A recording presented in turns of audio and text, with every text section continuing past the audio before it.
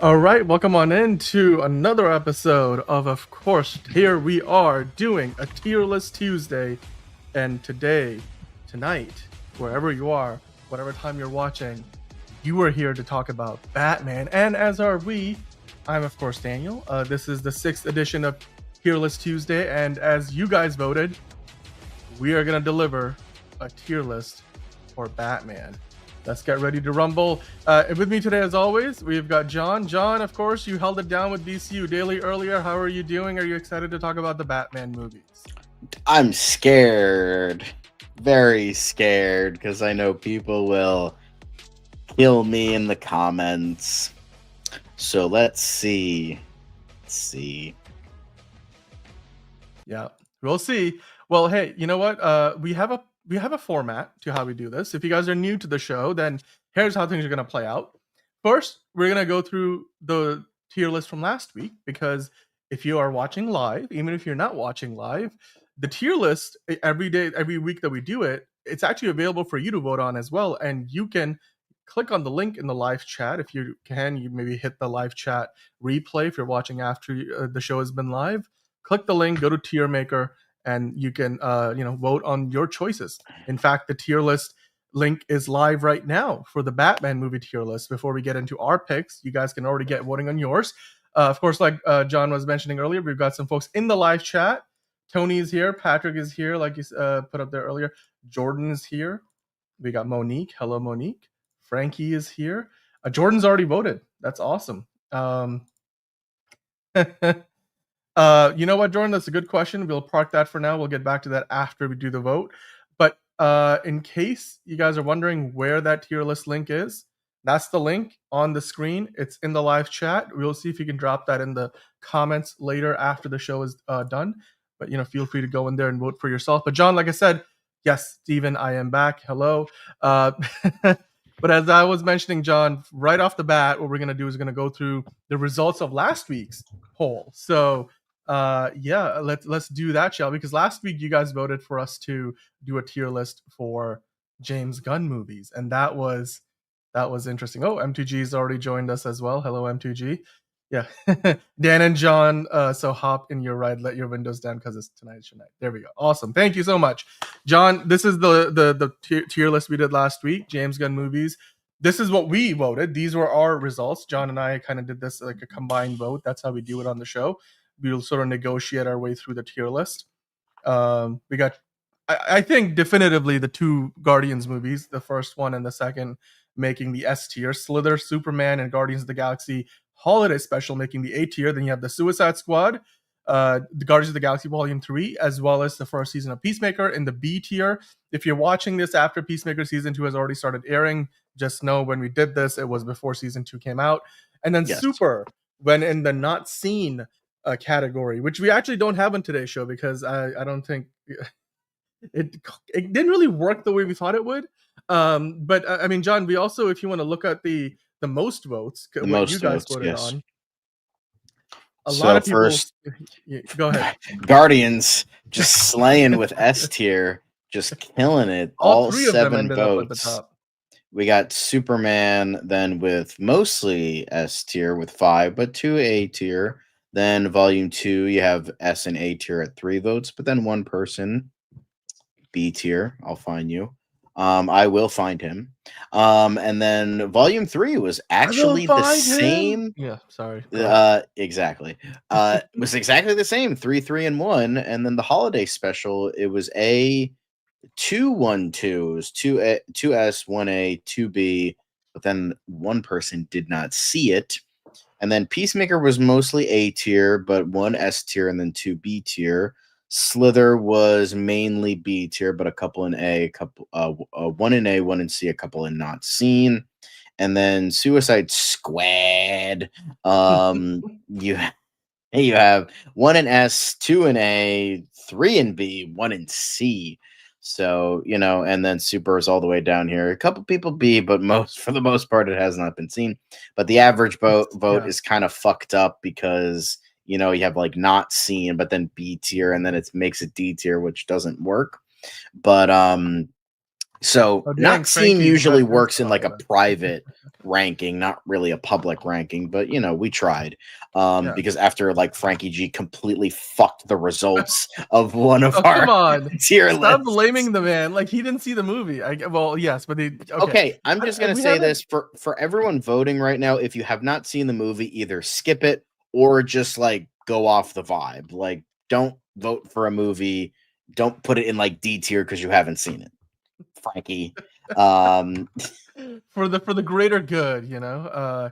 If um, there's a 1% chance, then you have to think of it as an absolute certainty that you because can't vote that's for that movie in totally the how D tier. percents work, Ben Affleck. Um, Again, not the point of what he was trying to say in the movie, but anyway, John, we will never agree on that. Hey, okay. Without further ado, as we usually do, John, we got to talk about the inspiration for today's show. As I mentioned at the very top, it's you guys watching live. You are the ones who voted on today's topic. So, quickly looking at the results of the poll, we had Batman movies clearly winning out with 61% of the vote. Everyone's just fucking ratioing fucking Frankie in the chat right now. It's all good, Frankie. We love you still. But yeah, Yeah, it's MCU okay. movies came in second with 24% of the. Okay, I will say this. Okay, I'm glad that you've actually watched all of them in the D tier. You put it, you know, Yeah. yeah. And then, of course, the MCU trilogies came in with a third with 10%, and poor Spike Lee movies came in with 4% And at the very bottom of the and pile. then Elite Easy E was like, guess there's not a lot of Spike Lee fans here. I guess not. I haven't seen I enough guess of his not. movies. I've seen like So 3 or 4 of them, but I haven't seen all of them. So I've seen maybe a couple more, but that's also because I took like a whole seminar course on Spike Lee in film school. So uh, it was like a 300 level course, so we got into quite a bit of detail, you know, and it was a nice, you know, it was a really cool, fun little course. It was one of those things where the professor specifically taught that, and then once he retired, then the course was no longer being taught. So I caught it right at the perfect time. But yeah, I mean, clearly not the popular option. The popular option that you guys voted for was Batman movie. So that's why we were going to be ranking every theatrically Batman. released Batman movie. Jesus Now, Christ. Frankie with hating so it's many it's Batman well, movies. let's not jump ahead. We are about to get into the tier list. Before we do, though, John, again, we'll bring this poll back up towards the end of the show because then we want to talk about like what should we vote, what have as options for next week's tier list Yep. Tuesday poll. Because I have a feeling that we might want to put Phase One MCU movies back in there since it got so many votes, and then we'll see how many other options you guys want. So feel free to get into the I comments think or I get in the think we live should chat do and tell that us. as like an ongoing thing. The Yeah, second highest one goes into next yes, as like the runner it up goes into the qualifies. next Yes, poll and yes. then Like replace with Brainiac 2 for others. Fancast Fridays. 3 weeks in, it might finally get its due. Yeah. That's also a preview for later in the Bridesmaid, show. never the bride, but now Brainiac might be the Third time, bride. yeah, third time might be the charm. But John, okay, so let's now talk about this week's tier list. So here are the options. Why don't you run us through? You can run us through the first half, and I'll walk us through the second half. There's 15 movies total, starting Yes. with Batman the movie from 1966. So this was a film based on the show at the time. A lot of people think that it was like Superman and the Mole Men, where it was like the pilot and then the show got greenlit. No, the show was on for a while. Like I think it was like knee deep into season 1 when the movie came out. So yep, this is the OG Adam West, a movie where Batman. it's a bunch of villains come together to dehydrate the society's to crumble society, like they Mhm. dehydrate people or something like that. And this is where famously shark This repellent is comes this is in, where or some days you Christopher just Nolan got can't get rid of a inspiration. bomb, Yeah. like all those memes and all that. So this is where it comes from. Yeah, So, it's clearly the inspiration for Christopher Nolan's, Ra's al Ghul oh plot yeah, of in course, Batman of Begins with course. the microwave that evaporates all the water, dehydrating Gotham. Anyway, not I really. bet. But yeah, just got all that good old shark repellent. Uh, Yikes! Beautiful. All right, But moving on to the then, next one. fucking 13 years later, or no, sorry, 23 years later, we have Tim Burton's Ah, infamous Batman film. Well, infamous to mhm. me, but famous to other people. But this was the first like major thing that brought the proper like view of Batman, of a dark Batman, into the pop culture zeitgeist, who viewed him as like kind of a jokey character, a satirical character. Um, for the longest time, but after Michael E. Uslin got the rights in the early 70s, He's still credited in Batman yeah, movies. he still has him and one other guy who has since passed away. The both of them had the rights for licensing rights for Batman, and essentially they have to go to Uslin to be like, "Hey, we want to, make another movie," and if he's okay with it, then he usually signs on. But yeah, Batman, pop culture phenomenon. Tim Burton, Michael Keaton, and all that. Mr. Jack Mom, he Nicholson, became just Batman. yeah, Mr. Mom became Batman. Well, Mr. Mom became Batman again because in Batman Returns, Tim Burton came back when they allowed him to do free reign. They're like, we need this guy to make another Batman movie after the huge movie. And then they're like, oh shit, we forgot. It's Tim Burton. Oh no. And then they got one of the most Tim Burton movies ever Tim Burtoned. So, and they were like, yeah, okay. Tim Burton ever Burtoned Tim Burton Batman. Let's go a little bit lighter for that sequel. So Burton was out as director, and he was still credited as a producer, but then Joel Schumacher came in. But before that, we did get the Penguin though. Yes. But before the next live action film, we do have Batman Mask of the Phantom. This was released theatrically.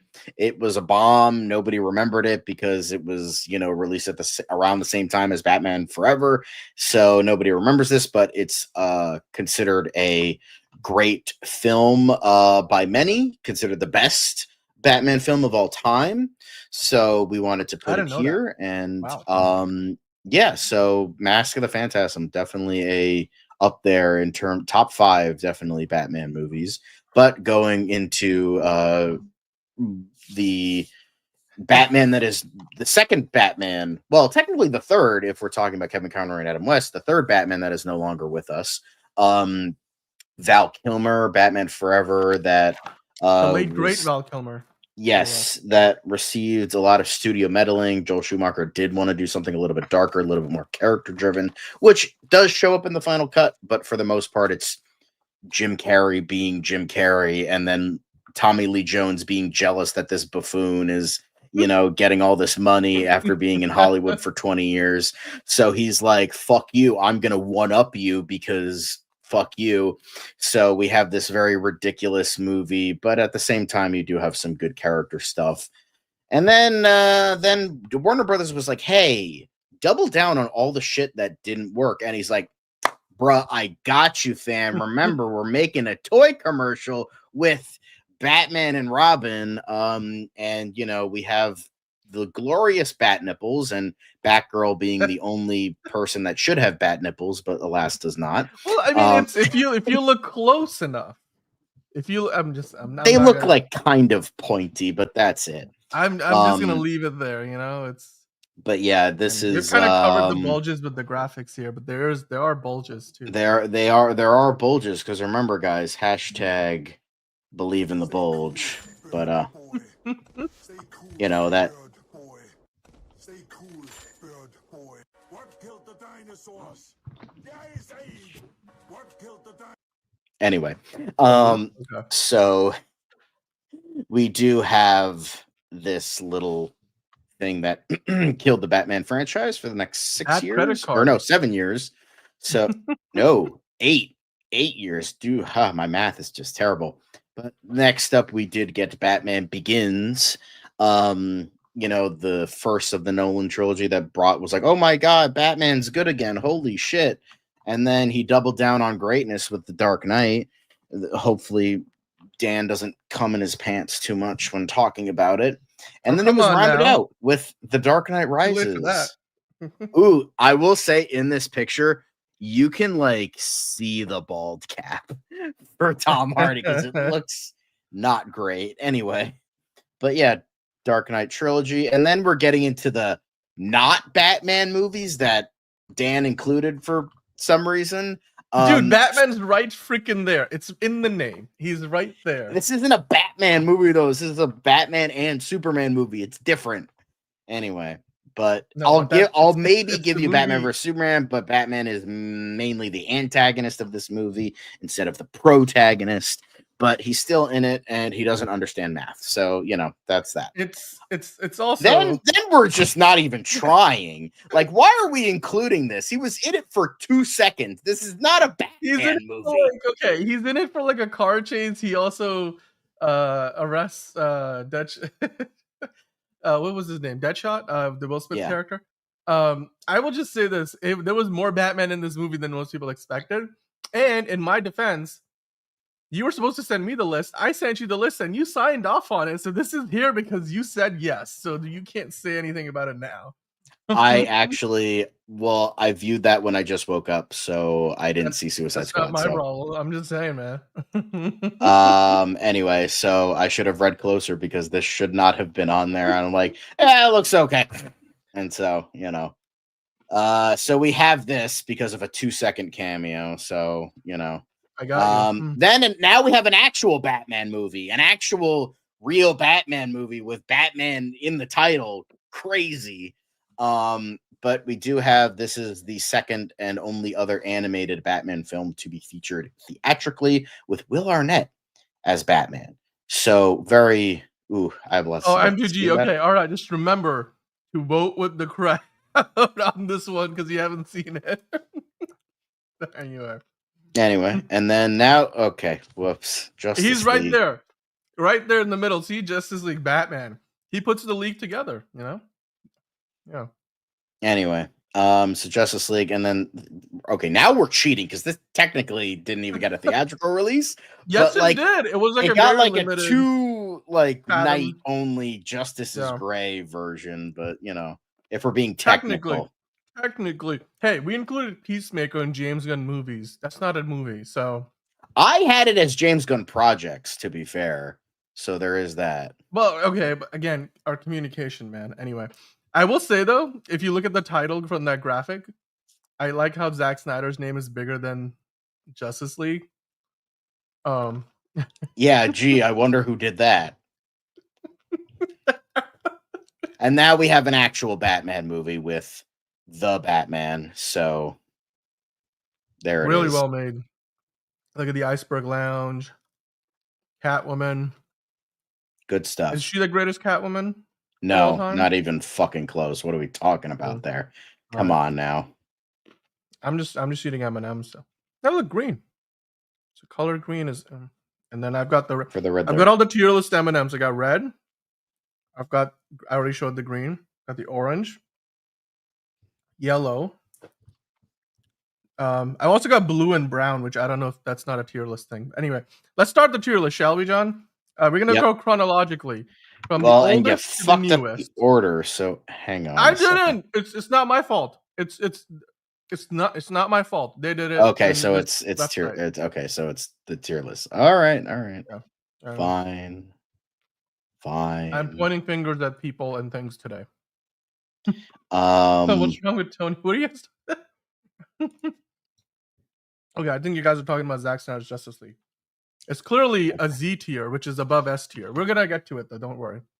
All right. Anyway, let's get started. Let me try to zoom in a little bit more.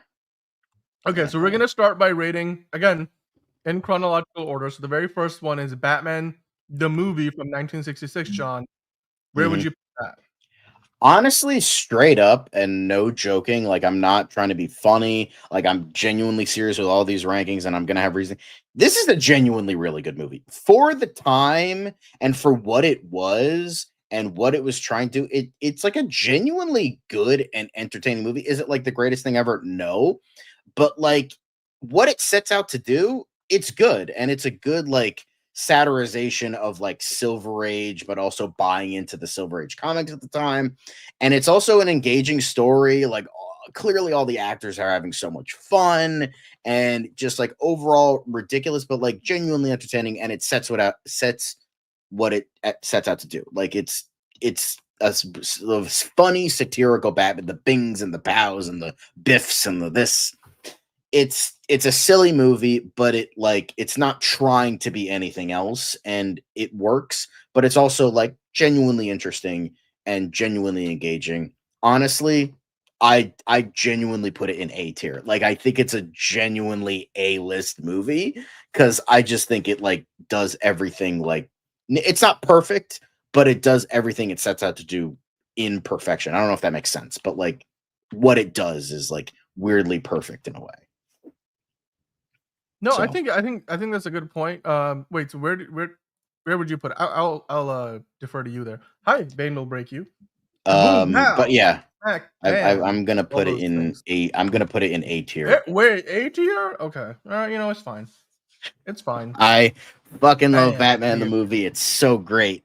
It's You so just love great. the scene where he's running around with a bomb in his hand. That's why you like. Yeah, the movie, I mean, there's so many great scenes in this movie. It's such a great right. movie. It goes in. See this? It's orange for A tier. It looks red. What's wrong with your sense of color?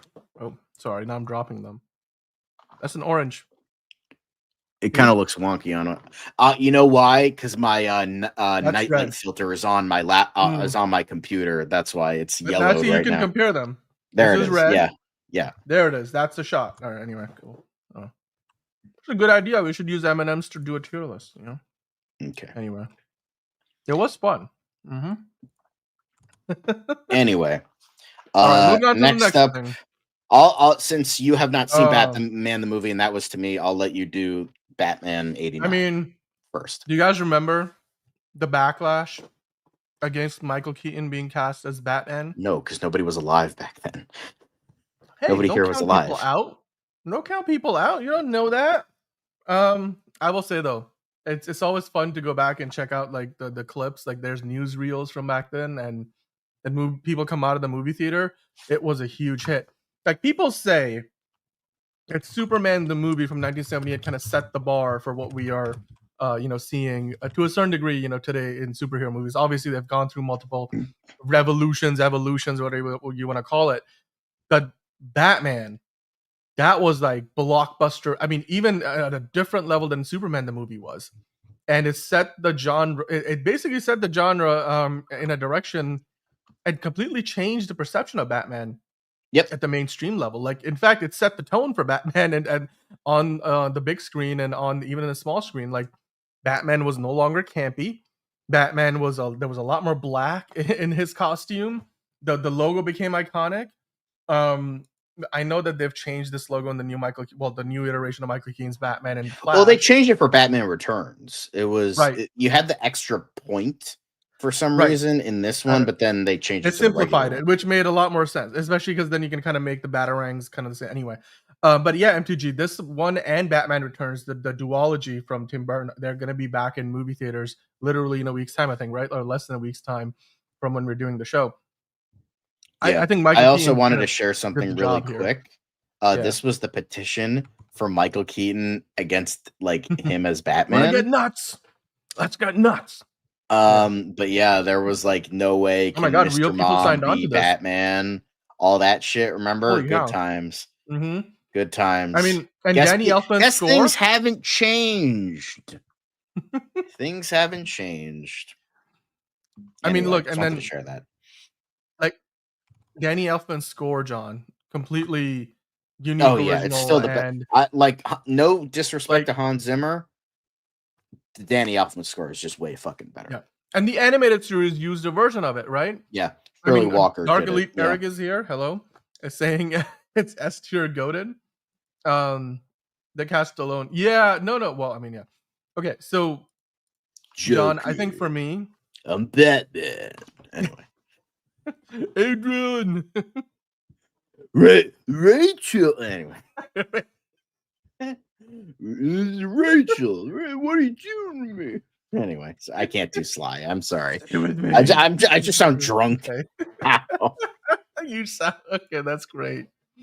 Okay, even like Ben Affleck's Batman theme sort of like riffed a little bit on that version. But then they brought Danny Elfman back for the Justice League theatrical movie, and he just brought his old music back. Not good. But they only gave him like a month to do it. Like everybody got not enough time to do what they were asked to do. So I don't blame them for that. But no, I don't blame that either. For me, Batman 1989, because it set the tone, it set the template, in the large part, it set the bar.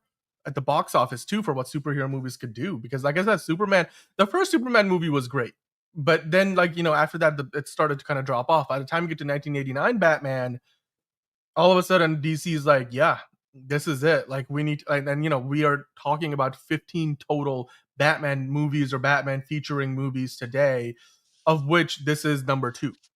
So I would say for me, this is, I mean, it's at least A tier, if not S tier, John. Like I don't know, I'm kind of in the middle of those. What do you think?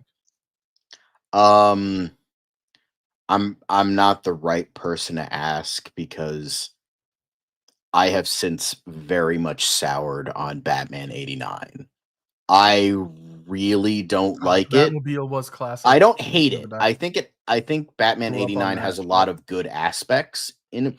Like the tone and aesthetic is like perfect. Like that's what I want to see for a comic book movie, and we never really got that until like James Gunn's Superman. Like in terms of like a real comic booky feel, like that and Batman are the only ones that have really gotten that right. I think Jack Nicholson as the Joker, I think he's just like, I think that works for what it was at the time. And it has some good action set pieces, but the main, it's just like the reason that this doesn't work, it's just like it's kind of a mess, and I hate how Batman is portrayed in this, and I just, because the thing is, he's not Batman. He's Punisher in a Batman costume. That's essentially what this character is. Like he like kills so many people in this movie. He uses guns. He does, and from what I've heard, I do plan to read it soon, that the Sam Hamm script was like so much better, and then Tim Burton threw like half of it out because he didn't want to do it. So he essentially just changed so much, and Sam Hamm was like, "Yeah, he pretty much got rid of like most of my script," and they were like writing shit on the fly. Like there was a famous incident where there was the scene where Michael Keaton was going up the cathedral. They didn't know what was up there when they were filming that, because Michael Keaton goes to Tim Burton. He's like, what am I walking towards? It's like, shut up and do the scene. And like it was just this overall, like I just feel it's a very not great and kind of messy movie. And I just don't think like it works as well as people think it does. The best things about is Jack Nicholson, the tone, and some of the set pieces. I really don't like Vicky Vale in this. She's just kind of annoying. And I realized why you thought you were going to get canceled on this show, John. I just think it's overall a mess. And if I had my way, I'd probably Oh, really. I would probably sorry, put that it was in an like accident. That was legitimately an accident. I'd probably put it in like B or C tier, but I know I'm never gonna win that argument. So I'll settle for A, because if there's anything less, the people will come after me. So I've since soured on Batman 89, and when we'll get to Returns, I got a lot to say about that. But for now, it does have a couple things I like, but for the most part, this is just not a worthy Batman movie to me. Sorry, I don't like it very much anymore. I mean, okay. I will say there's elements of this movie that haven't aged the best, but I mean, Jack Nicholson's Joker just so good, and then obviously Michael Keaton. That Michael Keaton still has some of the best moments, and I think overall he obviously still remembered as a lot of people's definitive Batman. And meanwhile, so, M2G safe place, John, and meanwhile, fucking Dark Elite just booing me. Nah, fam. Nah. Okay. All right. I would say let's just stick it in the A tier. I think that's a safe bet because I'm not super convinced about S tier myself. So I think we'll, John and I will compromise. You guys are welcome to put it in S tier. Obviously, you're able to vote for yourself. The link is in the live chat. And, if you guys want to, you can go and vote for it. This vote window is available for another week until next week's show. And then we'll be looking at your votes if you're watching live at the end of the show. So don't you worry, we will hold each other accountable. But John, the next one is Batman Returns. What do you think about this one again? Michelle or Mikhail Pfeiffer, as Eminem would say. We got her as Catwoman. Probably one of the most memorable portrayals of any. Yeah, the and most pretty memorable much for portrayal of one reason Catwoman. and one reason only, that goddamn suit. Which, I mean, look, we have gotten the Halle Berry, Razzie-worthy Catwoman. You've got the Anne Hathaway Catwoman, very, very sensuous. And then, of course, you've got Zoe Kravitz Catwoman, which Michelle Pfeiffer also remains did the the job. best, But easily. Although I like Julie Newmar and Lee Merriweather, they were also, and Eartha Kitt, they were all pretty great too for their time. For me, unlike Batman 89, where I can like give it some things outside of the villains, this movie kind of blows. Like I really this like stitching is Michael. sus. I think that's the point. I think because it's Patrick's just I not think they even were gonna fighting and like things started to be- pop and all beat that around the stuff. bush. But Batman, I'll give it a couple things, but this movie, yeah, no, this is not D tier. I would say it's like perfectly like C tier. Like Batman 89, I'd like maybe put it in B tier. But for me, Batman Returns, it's not a Batman movie. It's a Tim Burton movie disguised as a Batman movie. And the Batman doesn't feel like the character. So many, like, it just doubles down on the Tim Burton isms, and I'm not a huge Tim Burton fan. So, like, as I said, Danny DeVito still remains one of the best iterations of the Penguin. Not like there have been many, but in terms of, like, all three, like Burgess Meredith, him, and Colin Farrell were all fantastic. Michelle Pfeiffer remains the best Catwoman. Mikhail Pfeiffer. And the aesthetic that I liked about the first Batman is gone, because now it's just like full Tim Burton to max 11 levels, and it's just like no. And yeah, it's just like I don't like this. I didn't care for the story. This IMDb page knows what the people are looking for, right? It's not very memorable to me. I hated Christopher Walken in this, and not in like a I hate the villain kind of way. In a I just hate like this character. Oh yeah, of course. Fucking Eartha Kitt. She was still a sex symbol in holes. God damn it. But yeah, it's just like Still nothing about next to nothing about this movie works. But it's just like it's not like horrendously awful. It's not D tier. It's not F tier if we had an F tier. But this was just painfully mediocre to me, and I just don't really care for it. It's worse than Batman 89 for me. Like I just don't. Outside of the villains, it just does nothing for me. He is, absolute smoke show. Boo this man, says Frankie G. Yeah, well, boo you. You fucking did D tier for movies you didn't watch, so get the fuck out of here. I also love that. I think it's kind of underappreciated. There's this line in this ballroom scene of like, "There's a storm coming, Mr. Wayne," and it's like, and it's that same sequence of lines they use in the Anne Hathaway Christian Bale version in The Dark Knight Rises. Right, rich taking from the poor and all that stuff. It's like this class warfare. That theme is reflected in The Dark Knight Rises, which was that parallel I think goes unnoticed so often. Well, a lot of people, Batman Returns was a better movie than even the first Batman. I know not a lot of to you guys me. give me an S tier. I mean, John, again, well, John, you're getting canceled on the show today, so it's fine. Yeah, it's fine. But I mean, the people wanted to see it, so that's here I am. I shall be a martyr for the people. Yeah. You should say that like Optimus Prime. Here I am. All right. No, anyway, it was from one of the Mark Wahlberg versions of the movie. Guys, I think we found a transformer. Yeah. Anyway, I'm the guy doing his job. You must be the other guy. Anyway, speaking of fucking cocksuckers, John, Batman Returns. I mean, I'd put it in C tier, but I know you're not going to agree with that. So where do you want to put it? Oh, no. We got to average that up a little bit. I mean, for me, it's an A tier. And if yours is a C and mine is an A, then I guess we got to put it in B? I'll agree with that. Yeah. Paul Rubinstone, John. Well, I live in a van by the river. Anyway. Wrong reference. Anywho. Well, yeah, we're gonna move on now. Batman Master. Thank God, finally some good fucking food. I haven't seen this all the way through, and it's been so long, so I'm gonna let you take it.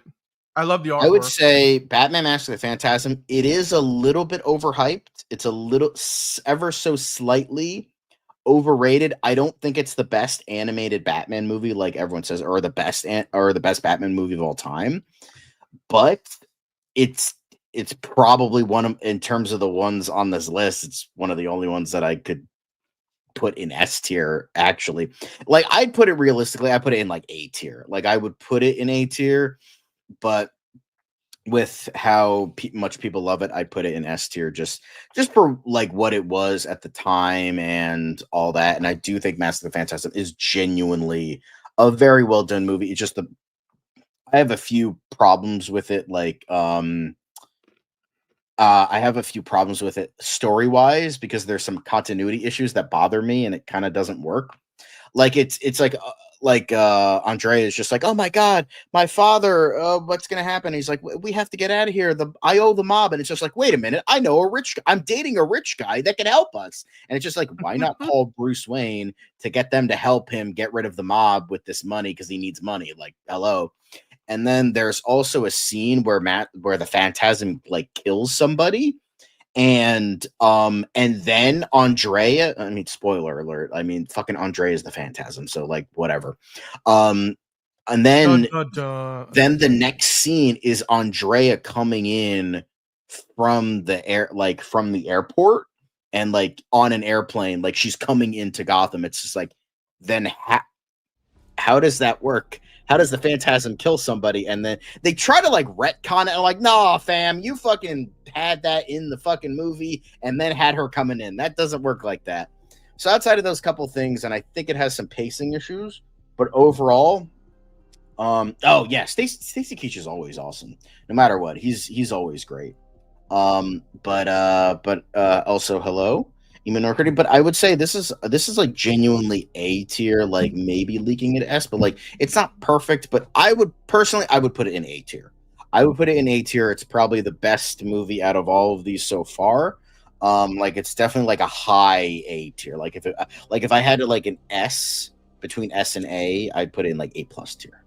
Honestly, for me personally, I would say his Joker performances in the Arkham games were slightly better. Only because he could like do whatever he wanted because the Arkham games were darker and they could afford to like have like a more fucked up Joker. So, yeah.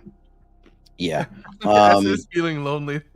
You're not wrong about that. Well, Red Hood wasn't theatrical. Here's the thing, guys. If we put every fucking animated movie on here, we would be here until next week. There's like 30 of them. No, but look at the graphic, guys. Look at the lower third. And it's theatrically released. Released. We're talking only theatrically released. That's the idea. Anyway, I put this in A tier. So there we go. That's a great combination of voice actors. Yeah, I'll defer to you on that, John. I don't know, MTG. I think there's many good iterations of Joker. The animated one has been one of the standouts. So I think John DiMaggio is pretty underrated. I thought he was a good Joker. I don't like his look, but overall, I think he did a good job. Conroy. Yeah, we actually have a Kevin Conroy tribute. If you search for it on the channel, you can find it. We used to do these also memorable videos. If you guys like those, we could bring those back. Like if a celebrity passes away that we care about, we will do a tribute video for them. So Kevin Conroy, we did one. So let us know if you would like to see more of those. But moving on to the next thing, John. Now we get to the Val Kilmer, Batman Forever. Nicole Kidman looked pretty good in this one, and of course we had ourselves Tommy Lee Jones and Jim Carrey, the best. I'm being sarcastic. Villain combination duo we have ever seen in a Batman movie. It's also what the Six Flags ride experience is inspired by. That I went to a few times growing up. Right.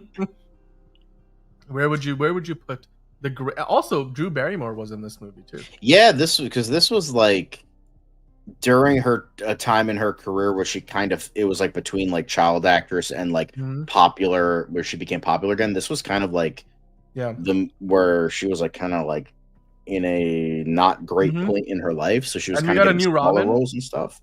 Yes. And, a slightly more traditional, closer to the traditional comic booky version of the Robin color suit. Honestly, I honestly like that suit. I think it's a genuine. I think so too. What about this suit? Woof. or that one or those two? He's just putting on it. Like, okay, here's the thing about Batman Forever. I know people are probably going to kill me for this. Out of the 4 original Batman movies, this one's the Good best. idea, Tony. This one is easily my favorite. I'm not going to act like it's like amazing or perfect or like the most amazing movie ever. Like, I just want them to fucking release. If we can get the fucking Snyder cut for every goddamn movie of his, let's fucking release the Schumacher cut. We were close, but we didn't get there. No, that was Batman. That was the next one. Sorry, we're gonna get to that. Don't worry, you but girl. I will say Tommy Lee Jones, not good, not a good performance. I will say Jim Carrey, like when I watch it, I was surprised that it was a little bit more nuanced than I would have thought.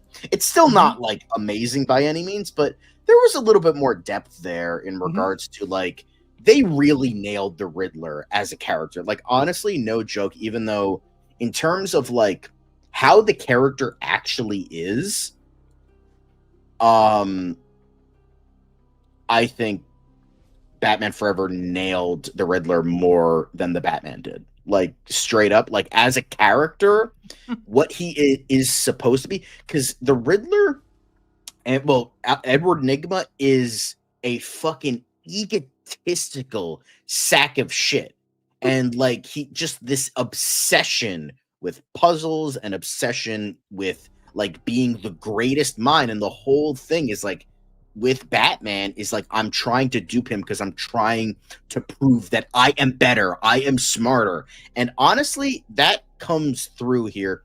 Meanwhile, in the Batman, he's honestly more of the Mad Hatter because he's like, oh, we are cut from the same cloth, we are equals. Like that's not the Riddler. That has never been the Riddler. The Riddler has never been like, and we'll get to that when we talk about the Batman, but here I think they more so nail the character in terms of like an egotistical, like puzzle obsessed madman type of thing. Do I love Jim Carrey's performance? Not really, because it just goes way too Jim Carrey for me. But in terms of understanding the character, I would say Joe Schumacher got it right, while Matt Reeves did not. I filmology. Good but question. even then, I thought Val Kilmer was very good as both Batman and Bruce Wayne. Hold on to that thought. And I liked Chris O'Donnell as Dick Grayson. I thought he did an okay job here. I think he had better chemistry with Val Kilmer than he did with George Clooney. And I'm not just saying that because, oh, Batman and Robin's a terrible movie. It's just like I just think they overall had like way better chemistry together than him and George Clooney did. I thought Nicole Kidman was a very good love interest. She's a little bit too heavy on the bat boner, but like, you know what? Remember, she recently said, John, that the whole idea, the reason why she signed up for this movie is because she got to kiss Val Kilmer. That was the whole reason. She didn't care about the money. It's like fair. Honestly, she did it because she could, lip lock with Batman. I mean, Bruce Wayne. No, it's just, God, she was a fucking bombshell. God damn! Like, wait. There's your shot right there. That's the. There's the shot right there. Mm-hmm. Yeah, I'll zoom into this, and And by the way, we have some questions from Filmology. We had some questions from Emo Nerd Kitty. I'm saving your questions. We're gonna get to those after we get to the tier list. Anyway, I've been talking too long about this movie. This is a very unbalanced movie. It is.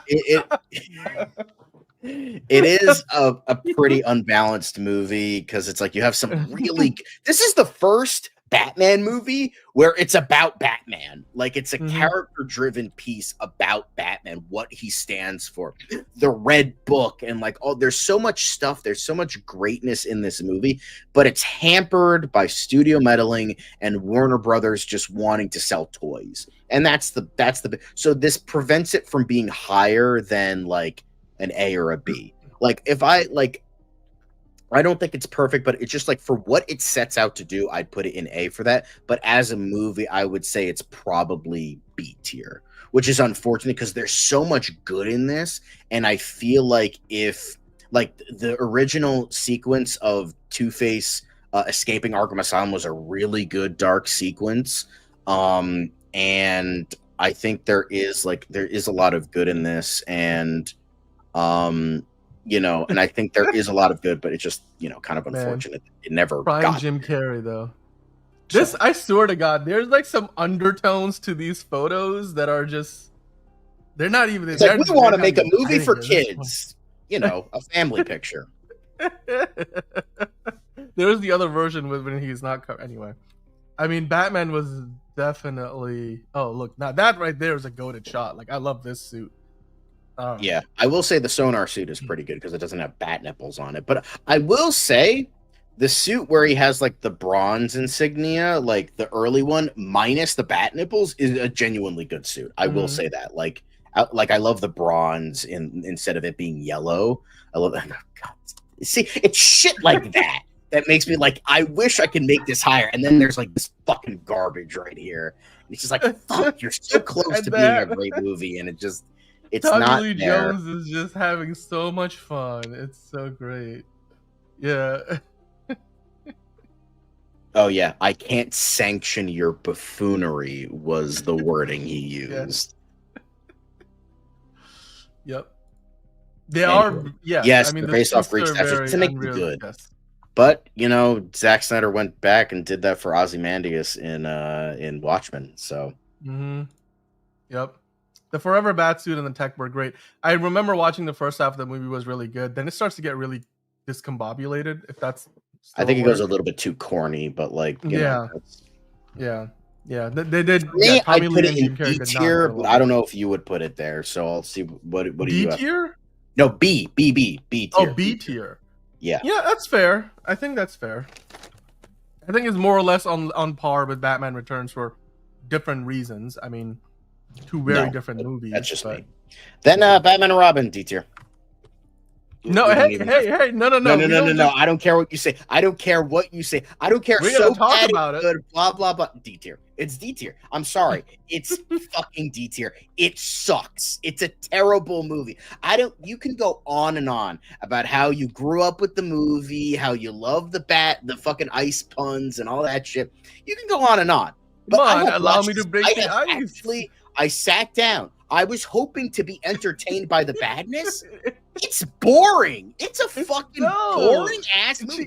Outside of the ice it puns, doesn't work. Like some of the corniness in regards to Poison Ivy, the rest of it's a fucking boring ass movie. It's a boring movie. It's not interesting. It's like, oh, look at the silliness, but that only goes so far. And I'm just like, this is so boring. Yeah, Vivica not in false. Like she's right there, and then it's a boring movie. Like it's not fun. It's not so bad it's good. It's not a guilty pleasure because it's not like entertaining. It's not entertaining. It's just like it's just not good.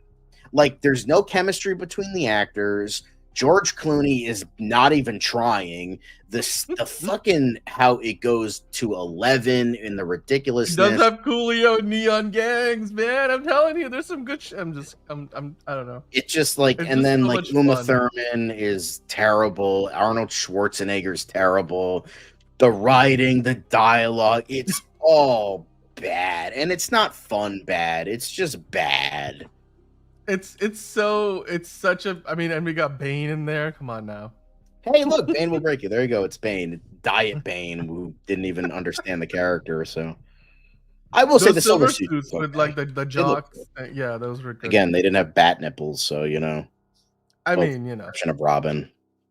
Robin got the bat nipples, but Batman and Batgirl didn't. So, I love how Chris O'Donnell has to play a version of Robin that should be a teenager, but he just can't look any younger than 30 in this movie. I don't know. It's just. Yeah, we got the puns. Don't you worry, man. We've got the puns. Stay cool, bird boy. Stay cool, bird boy. What killed the dinosaurs? The Ice Age. All right, everyone. Chill. All right, everyone. Chill. Yeah. I can't not talk about this movie because I did grow up with this on VHS and I would watch it a few times a year. It's not a good movie. It's just I think it's dumb fun. It's so dumb that you can't take it seriously, and again, I don't think you'll have the nostalgia for it if you don't see it, you know, growing up and then have that fondness for it. It's like I grew up watching Power Rangers. I know those things are not very well made and they're, you know, really not good, but like because I grew up with them, you have a certain, you know, soft spot for them. That's how I look at it. Um, yes, he is a 24-year-old Gap model in this Chris O'Donnell. Clooney would Yeah, have been it great. Yes, doesn't. better script. He's talked about it many a times. You know, I mean, and his here's the son thing: was like, George "You're not Clooney is Batman." He's like, really "Yeah, good I'm as not." Bruce Wayne because it's just George Clooney being George Clooney.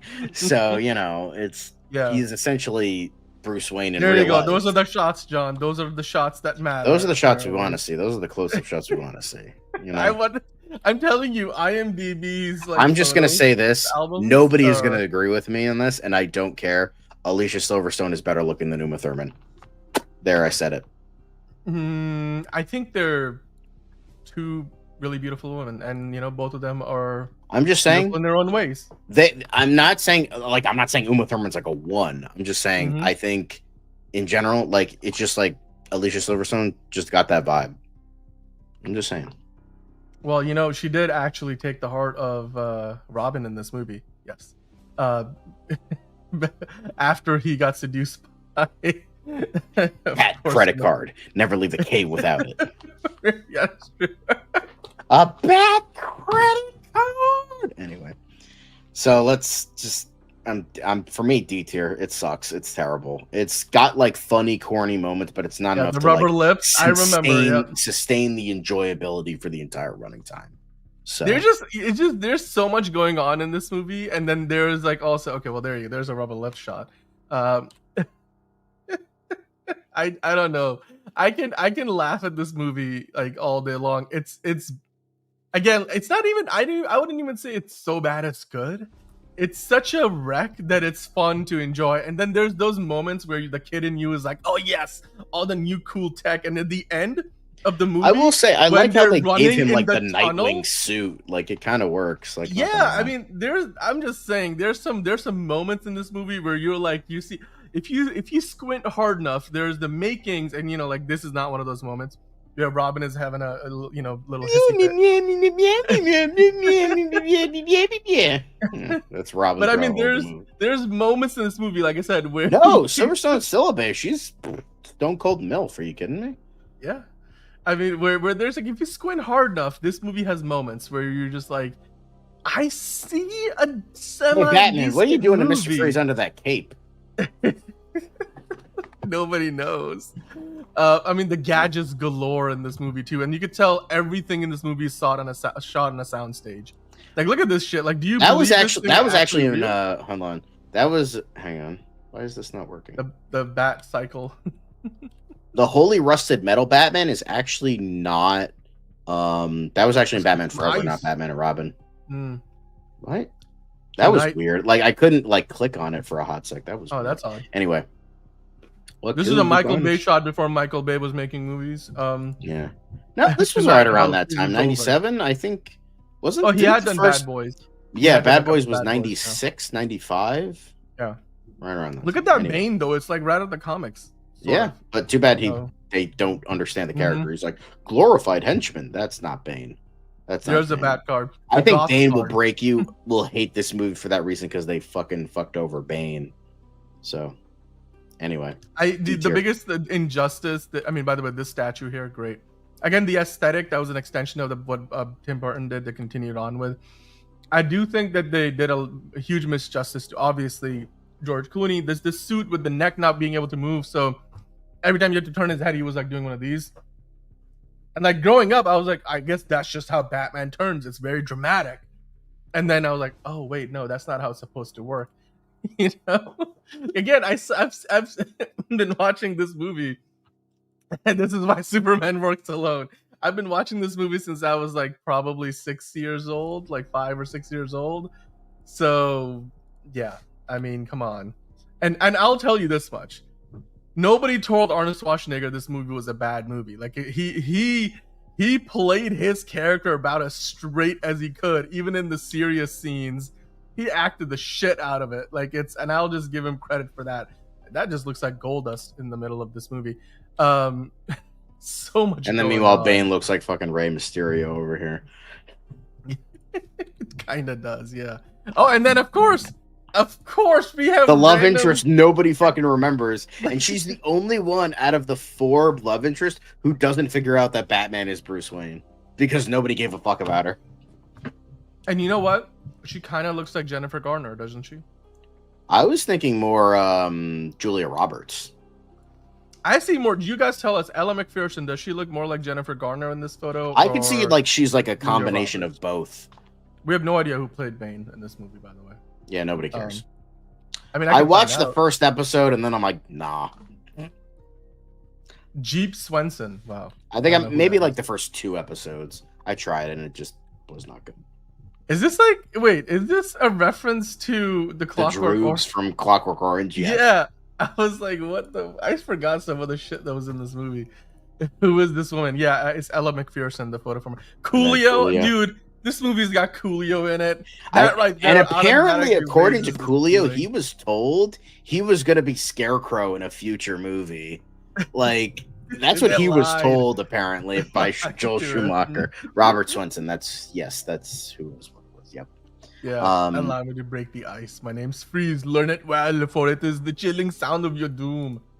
That's how. Anyway, like, all right. It's 2 a.m. I want to fucking go to bed. Can we like move on, please? I'm sorry, we could not like talk about this long. Anyway, Anyway, D tier. yes. The comments are going wild over this, and rightfully so. Look, I think personally, again, John, this is where I'm gonna use my raise the bar card, and it's gonna be controversial, but I think we should put it in C tier. I will settle for C, but it's a fucking D-ass movie. See, Dark Elite Eric agrees with me. No lower than C. Frankie's like D. That's fine. I agree with That's Frankie. Coolio. Oh, Marlon Wayans was gonna be Robin. Oh man, I forgot about that. Yeah, no, he was in. There was actually a contract for him. He was gonna show up in Batman or Batman Returns, but it never came to be because he like kept getting written out of the script. And so eventually, when Batman Forever came along and it didn't have Tim Burton, Marlon Wayans bought out his contract, and then he never did it. So they had to bring in a new actor. So he was set up like contract wise to play Robin, and it just never happened. That's unfortunate. Well, I don't know Chris about O'Donnell. that. I don't know. He's done NCIS. Anyway. Cool. Moving on to the next thing. Now, after Batman and Robin killed the genre, at least the Batman subgenre of movies, for almost a decade, a young, sauntering, very ambitious filmmaker who had made a couple of cool movies for Warner Brothers was given a chance to revive The Dark Knight on the big screen, John. And as they say, the rest is history. 2005, you get Batman Begins. Didn't even make $500 million. It came out at a time when we were basically in the works on Superman Returns. X-Men were in their original trilogy of movies, the Tobey Maguire Spider-Man movies. They were going from Spider-Man 2 to Spider-Man 3. So just to give you an idea of what superhero movies felt like at the time, in comes Batman Begins, John, and I think it's not an understatement to say Batman Begins changed the game again for superhero movies in a way that I think the Batman sort of did in the more modern era today is what Batman Begins did back in the day. Like it finally showed for the first time like the whole Ra's al Ghul going out into the Himalayas, that origin story that we hadn't seen before in a live action Batman ever. Katie Holmes, of course, was in there playing Rachel Dawes. The Bat Tumbler looked amazing. By the way, John, I think your screen has disappeared. Oh, it has it. My bad.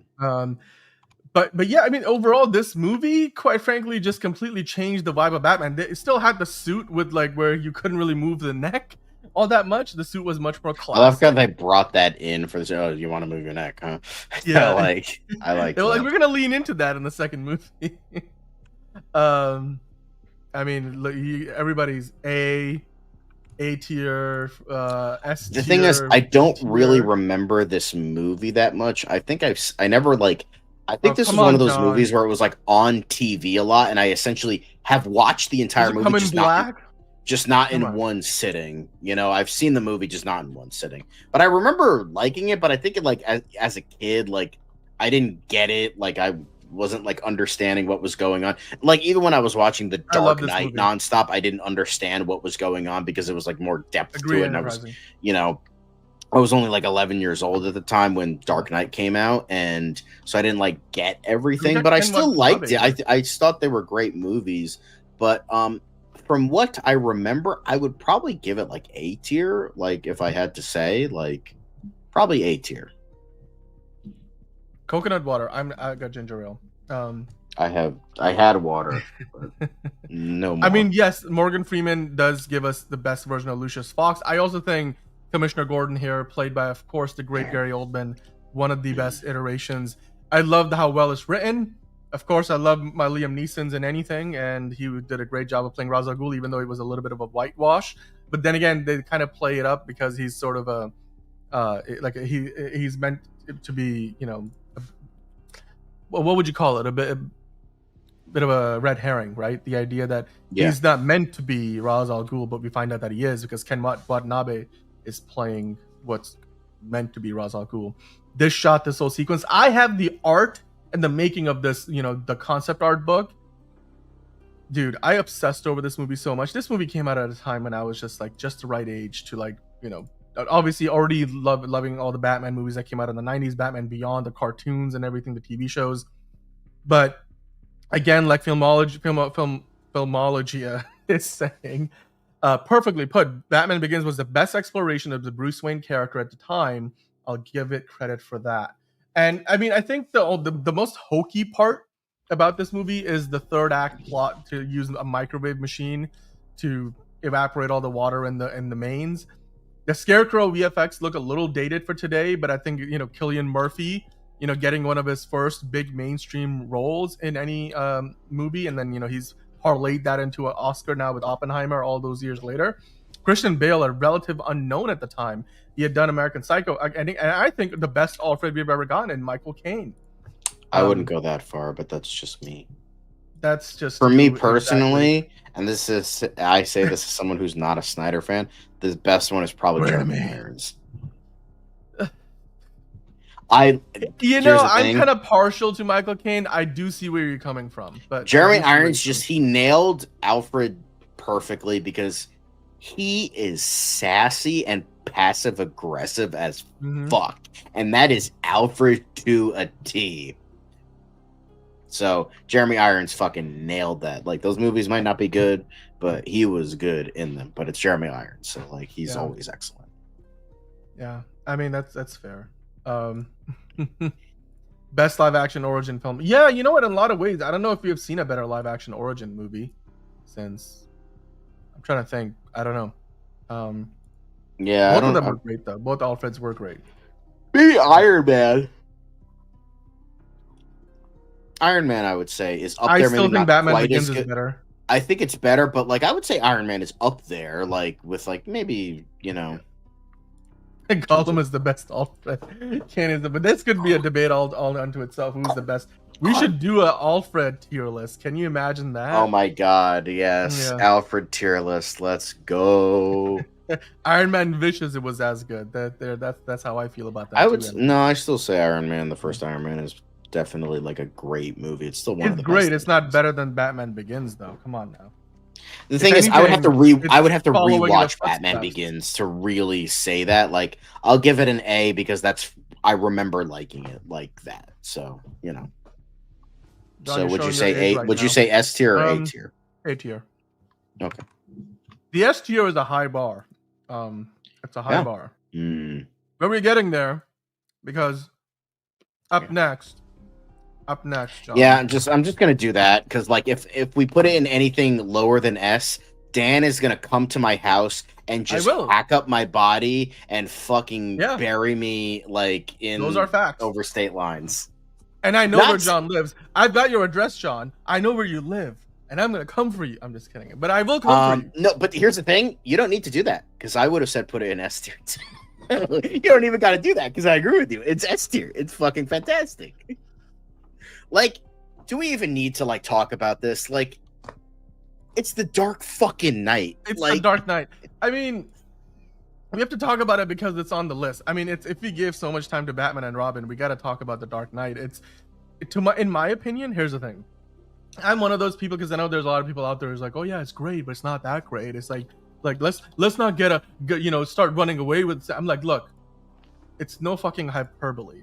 And yes, I'm gonna start swearing now because I hate it when somebody says, "Oh, don't get me wrong, it's great, but it's one of the great for the genres and stuff." No, shut your dirty whore mouth and sit the fuck down, because The Dark Knight is not only the greatest superhero movie of all time, it's also one of the best movies ever made. Certainly one of the best movies of the 21st century. Joker. I wanted full Heath screen Ledger's Dan for that. Joker is one of the best iterations of Joker. I mean, hell, he's probably the best Joker ever, and then he's also one of the best villains, one of the best antagonists of all time. The psychology of the Joker is elite. It's beyond elite. It is amazing. A for amazing. And the fact that Joker manages to outshine the Batman in his own movie, I mean, that's yes, how you it's could say always Jack been, Nicholson to be has fair. done it before, but I don't think Jack Nicholson's Joker had the kind of layers that this Joker did, because it's the kind of, and the writing. I think Christopher Nolan, as a writer working alongside Jonathan Nolan at the time, still, they were co-writing movies at the time, and now, I mean, Christopher I think Nolan writes David his own Goyer movies. wrote. I think he wrote the treatment, story I think, for the or Dark the Knight. story, Yeah. but yes. But look, here's the thing. The Nolans, the way they wrote the story, how this movie was structured, I always say this about, I think this is the greatest compliment I can give to The Dark Knight. The Dark Knight is an absolute masterclass in perfect movie pacing. There, and this goes all the way back to, like, film school. In film school, they teach you something, and this is very true. It's not just a film school thing. It's true in actuality. In any movie, and in any story that you're trying to tell, whether it's a 2-hour-long movie or a 15-minute-long TV show episode or a 15-minute-long sitcom episode, whatever the case might be, you want to trim the fat out. Every single piece of the movie that's in there, every shot, every scene should be essential to the story, either move the plot forward or do something with the character development side of things. Yes. This movie has nothing in it. Like, you take any little bit of this movie out, it will feel like there's something missing.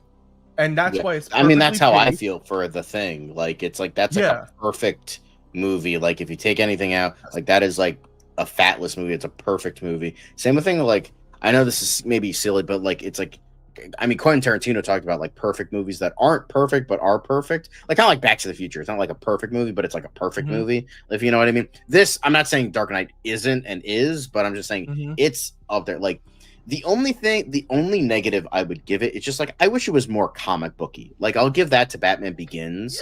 Yeah, like, I really think that was a problem, though. Like, it's just like, for me, it's just like, it's a crime drama with Batman in it. Is it an impeccably amazing masterclass? But I think it's because of how well it's Absolutely. elevated. Like, it elevates to the point where it starts to feel like it's not a comic book movie anymore, right? I am aware of that. Yeah, I mean, because my friend, he doesn't like the Nolan trilogy. He says to this day that the Joker is not the Joker. This is not the Joker character. So, you know, there's that. You can take those comics and shove them up your ass, John's friend. But I will say this: The Dark Knight is also the movie that helped expand, almost single-handedly, the Best Picture category from 5 options to 10, up to 10, because with The Dark Knight, like, being snubbed essentially, and it was very well deserved to getting into that top 5. It didn't get in there, and then they were like, okay, we're gonna have to expand the list because there was plenty of people, and also at the time they still had mostly old, heterosexual white dudes mostly in the Academy, so that were probably part of it. But that's a bigger argument to be had. But The Dark Knight this is a movie that I can still tell you to this day. Very first time around I watched this movie, when they get the Joker and he's like arrested and they've got him in the cell and Gordon's getting a promotion, I want to be the first to congratulate you, Commissioner Gordon. And then, Joker's doing one of these. And that was ad-lib. I was like, that's the end of the movie, right? Like, that felt like it was like, 90 some odd minutes in. I'm like, all right, cool. They caught him, right? Like, but like something feels off. And then before you know it, the Hans Zimmer like soundtrack starts to pick up the industrial vibe. Like, and it's all of a sudden you're like, oh, wait. And some dude has a phone in his body. I'm like, whoa, what's going on here? It's and then, it just keeps on going. So I will say, like, That was ad-libbed, and I also love the ad-lib scene where he's like pressing the button when he's blowing up the hospital. Just keeps on going. Yeah. Oh, the post 9/11 imagery too, timely at the time, you know, for when it came out. And I don't agree that the fighting style was ugly either. I mean, it was more realistic. And I mean, I think it was poorly edited in the first one because they're like, oh, it's from like Batman's enemy, so you're getting like this vibe of like, oh, like it's gonna be hackneyed and fucked up. It's like, okay, fuck you, Chris Nolan. I don't give a fuck if it's from. I want to see what the fucking action is. So, because again, like, that's a filmmaker making a decision. Also, this single-handedly put it's a shitty decision, so fuck that shit. That's your opinion. This movie single-handedly put Aaron Eckhart on the map too. Maggie Gyllenhaal, you know, one of her bigger. And then he disappeared from the map because nobody really. Kind of weird. Until like Olympus Has Fallen, wasn't it? That yeah, he was in those movies. Maybe still is. And it's a shame because Aaron Eckhart is a fucking phenomenal actor. He's a great actor. So, and I mean, you know, I will say the only like it just sucks because it's just like, fuck. I wanted to see his Two-Face more. Like he was so fucking good in that role. It's just like. I'm like, why did you have to fucking kill him? It's just like I get why it works in the context of the movie. I get it, like, but it's just like I wish we could have gotten like a Batman movie with like Aaron Eckhart as Two-Face proper instead of just like a side villain in this movie, which is like, but I'm not saying that's it's just, you know, I hate it, but I love it because it means I want to see more, and it was a good performance, good direction, good writing, so I want to see more. But it's just like at the same time, it's just like I feel like it's also a bad thing that I want more because it's just like I feel like there could have been more with the character, and it could have been expanded upon. You know, it's just there's so many ways in which the Dark Knight I think is it goes like if there was an SS tier, if there was a tier above S, I would put it in there because let's not say SS. Let's not S. Well, okay, let's not say that. But I'm saying if there was like a Z tier or whatever, would go above S. S plus. Let's go with that. I would put it there, but The Dark Knight easily. I think it is the best movie in the list already. I don't know if it's ever gonna get better than that, but you know, the Batman got pretty close to me, for me at least. But yeah, and Maggie Gyllenhaal, you know, still looks fantastic. She looked great back then, looks great now. I mean, Eckhart did do like Battle of Los Angeles, which was really not that good, but I did see it a couple of times. And the Olympus Has Fallen franchise. Or the I know he did Black Dahlia a couple of years before this, and it's a shame because like he's a really fucking good actor and never really. Frankie, we're gonna get there. Don't worry. I will also like the marketing. Tony pointed out one of the best marketing campaigns ever at the time, and also like the trailers, dude. The way trailers were made was changed because of what they did. I mean, for better or for worse, with the like that Hans Zimmer, Zimmer blowhorn, horn effect, like that. But I will say, I remember when everybody and their brother fucking made spoofs of that first fucking trailer. Like I was inundated with like Lego animations and skits and parodies. Dude, and this is like a social media 1.0 era, right? Like not today where like with TikTok and everything and CapCut and all that shit. Can you imagine? Like now we get stuff that is as good as not better than the actual movie trailers, but back then. And it's also we can't finish talking about The Dark Knight without saying that The Dark Knight became, yes, that's right, the DC movie became the very first superhero movie to ever make $1 billion at the box office. Not the Avengers. The Avengers came out few years later. This was the first. 5 years later. And this was also the last time, until this year, Superman became the first movie in 17 years, the first since The Dark Knight in 2008 to have, being basically the highest grossing superhero movie in the calendar year. That was the last time in 2008, I should say, that DC won that battle, and obviously now in 2025 it's won it. So there you go. There's a connection between Dark Knight and Superman. So just wanted to point that out. I mean, Iron Man came out that same year, made less than half the money. It was the first movie. It was basically an expensive indie movie. I get it, but yeah. Hans says he used it for a reason. Now everyone does that dubstep sound. Yes, no, true. I believe Hans Zimmer.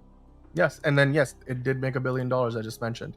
The worst part about this, remembering The Dark Knight is the fact that obviously Heath Ledger passed away. Right, you see the tribute at the end of the credits. We know it, like posthumously he won the Oscar for best. The first time a comic book movie won an Oscar, got nominated and won an Oscar for a big acting category, like one of the A-lister Oscar award, as well. So I think because it's not the first comic book movie, because I think I want to say Spider-Man or Spider-Man 2 won for best effects. I think, if I remember correctly. So. I don't remember. Well, but it wasn't obviously the visual effects category, not considered the same level of prestige. Yeah, that's why you said acting top tier. Right. Yep. Anyway, amazing. I don't want to go to bed at 5 in the morning, so let's. All right, The Dark Knight Rises, John. Let's talk about the follow up that took like a good 4 years for them to come up with. It came out in 2012. We get Tom Hardy as Bane, of course, fresh off Tom Hardy being in Bane will break you. Where are you, man? Of course, Christopher Nolan made probably one of the greatest sci-fi movies, pure sci-fi movies of the 21st century, in Inception, in between these two Dark Knight movies. But while the movie came out 4 years after The Dark Knight, it sort of jumped ahead by 8 years. And we were meant to believe that, Bruce Wayne is bruised, battered, and retired. So, yeah, I mean, and of course, you think darkness is your ally. I was born in it, molded by it. You just adopted the dark. This was the first time like Bane actually felt like the character. So like, I will say it's not a perfect movie. It's very flawed. No matter what they were gonna do, nothing was gonna live up to The Dark Knight. Nothing. They could have been the fucking best movie ever, and it still wouldn't have been The Dark Knight. So and yet it does pull off. It's a very good movie, but it is most definitely the weakest of the three, and it was definitely a disappointment for a lot of people. And not perfect. Like I thought it was a very good movie. I thought it did a lot of really good things in it. I thought it was a good conclusion. It worked. However, it just has some has some pacing issues. It does some really stupid things. And I mean, Matthew Modine, very good in the movie as well. People forget he's in it. No, he was going to be the new Batman. It's like, oh, he was going to be the new Robin. No, he was going to be Batman. Because like the whole idea, that's what I liked about this movie. One of the best things about this movie, Catwoman was Anne Hathaway. No, but what I liked was the idea of Batman is greater than Bruce Wayne. Like the idea of Batman being an icon, a symbol, and that's what really works about it. I really like that. I remember Glenn Powell's the guy face down on the desk right there, on the right next to Bane. Yes. Time to go mobile. Yeah. And then, Glenn Powell's face goes mobile onto the desk before they go mobile onto the streets anyway. But I will say Anne Hathaway as Catwoman is okay. Like she's not Michelle Pfeiffer. She's better than Halle Berry. But like she's fine. Like she was sexy. Good. Come on now. Let's be honest. Okay, I'm not talking about sexy. I'm talking about performance. Right? She was good. Performance was great too. It was much more understated. Yeah, no, it was a good performance. I don't know. Something about it felt like kind of missing. But I still really liked it. And Morgan Freeman always great. Christian Bale always did a fantastic job. And I agree with you, Filmology, easily. It would make It would make that kind of money. But I failed you.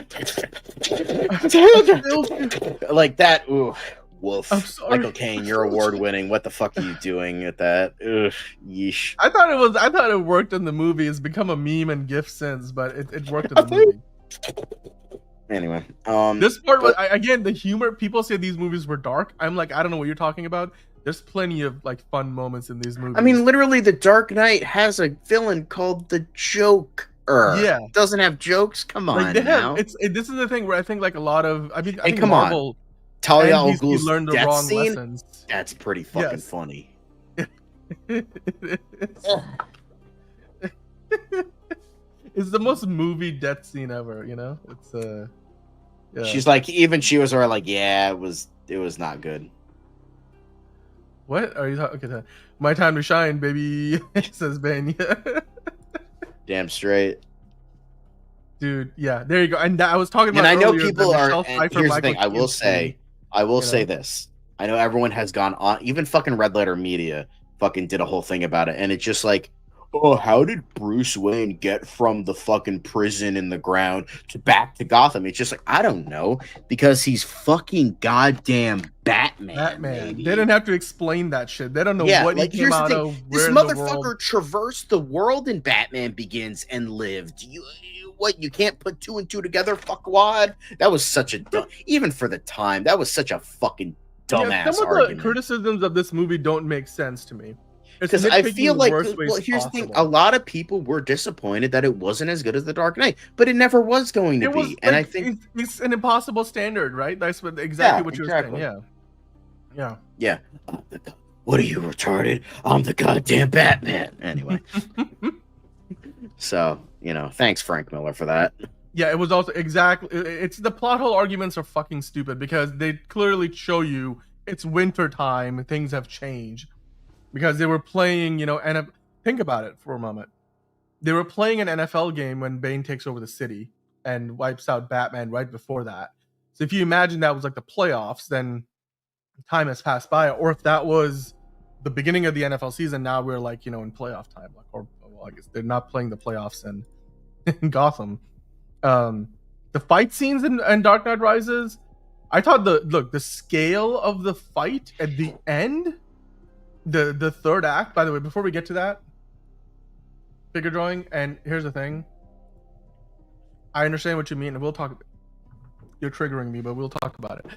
I just want to point out there's a clear callback in this sequence right here. The Catwoman and Bruce Wayne and Selina Kyle, that goes right all the way back to Batman Returns with Michelle Pfeiffer and Michael Keaton's Batman with a storm is coming, and like that scene is virtually mirrored here, and I don't think enough people call back to it. The nuclear device thing kind of was like, that was a little loose, the logic behind it, but I'm willing to let that one go. I appreciate here how much there is you could see with the facial here, Christian Bale's Bruce Wayne looks very similar to Ra's al Ghul, the younger version of the Liam Neeson Ra's al Ghul from Batman Begins. There's a bit of, you could see how it kind of ties together. Then of course you got Marion Cotillard, who's really beautiful. Although the one thing about this movie where it bothered me was like she sleeps with him and then like all of a sudden that whole story felt like that was unnecessary. Like he loses power. I'm like that part of the movie in an order that might surprise you. Yeah, it was. So what you do is if you press that button, that thing, an explosion happens. Yeah. Yep. I mean, look at that right there. We totally had sex. Catwoman. That smells bad. Yeah, and then have Zack Snyder direct the Dark Knight Returns. What are you saying? Okay. With it, the great Christopher Judge. I love that sketch so much. I love Pete Holmes. The great Christopher Judge from Stargate SG-1 shows up here as one of the goons. This is an iconic shot. Okay, figure drawing. Let's talk about this real quick. The group fight in the third act, I would be more critical of it, because if it wasn't a situation where they literally blocked off like 5 blocks of downtown freaking Chicago, had fake snow falling down, had literally hundreds of extras on the streets of Chicago, not like in some desert somewhere, in the streets of Chicago, they were shooting practical vehicles. Yes, the flying bat wing thingy was done practically. They removed the supports in post-production, and not to mention the 5 different tumblers, Bane and everything. And in all of that, they have a dozen cameras rolling. The scale in which this movie was done and how it was done, like today, you don't get that many people on a set, not unless it's a Christopher Nolan movie. And that was the same thing back, that was true back then. So to me, the scale of the fight was so impressive. Yeah, the fight choreography wasn't the best, but also you got to remember this Bane and this Batman, they're not exactly like fighting like comic book heroes. They're meant to be more realistic. I thought it was that the fighting was good enough. it wasn't I think the best Batman fight sequence we haven't even gotten to yet. And thematically, this movie just hits the mark. So, and this is the most intimidating, Bane. The fact that we are quoting, these villains to this day, amazing. They also, again, they were like, oh yeah, Batman is back with his gadgets and everything, but that's not what's going to help him overcome this villain. And how they tie it all back up to the first movie with Ra's al Ghul in the League of Shadows. Ultimately, I think, this is iconic. The way this movie ends felt like one of the best endings in terms of just wrapping up and tying everything off that I've seen to any trilogy. In my mind, if you're ever gonna do best trilogies ever, for me, this is an S tier trilogy and an S tier trilogy capper. John, I think for me personally, the Dark Knight Rises goes in the S tier right alongside the Dark Knight. I don't know. Really, I would have put it in B tier. I think it's very good, but it has a lot of problems. Not the stupid plot hole issues that like everyone derided back at the time. I just think it's a good conclusion. It's a satisfying conclusion. Tom Hardy, he's small anyway.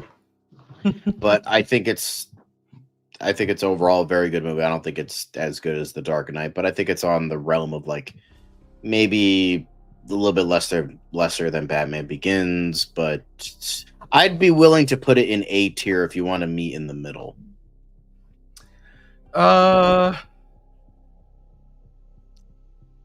Because I'm looking at it like you got Batman the movie in the A tier. Like it's come on.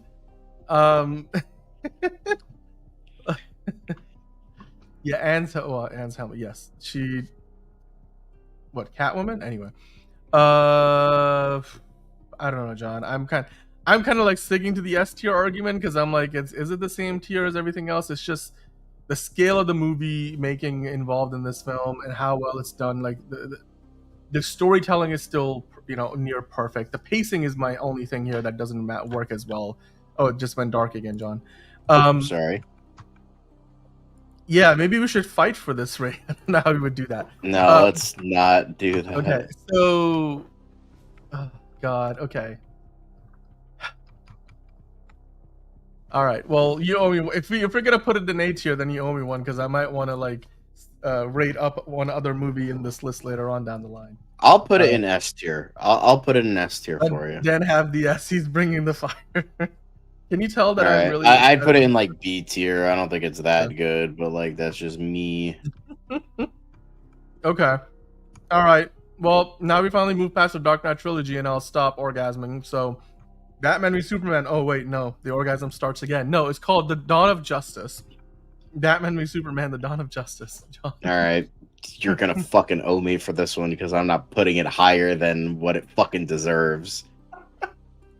You get what you fucking deserve. Pow. Like, Go ahead. Why would you rate it the way you would rate it? Just I'd give it like...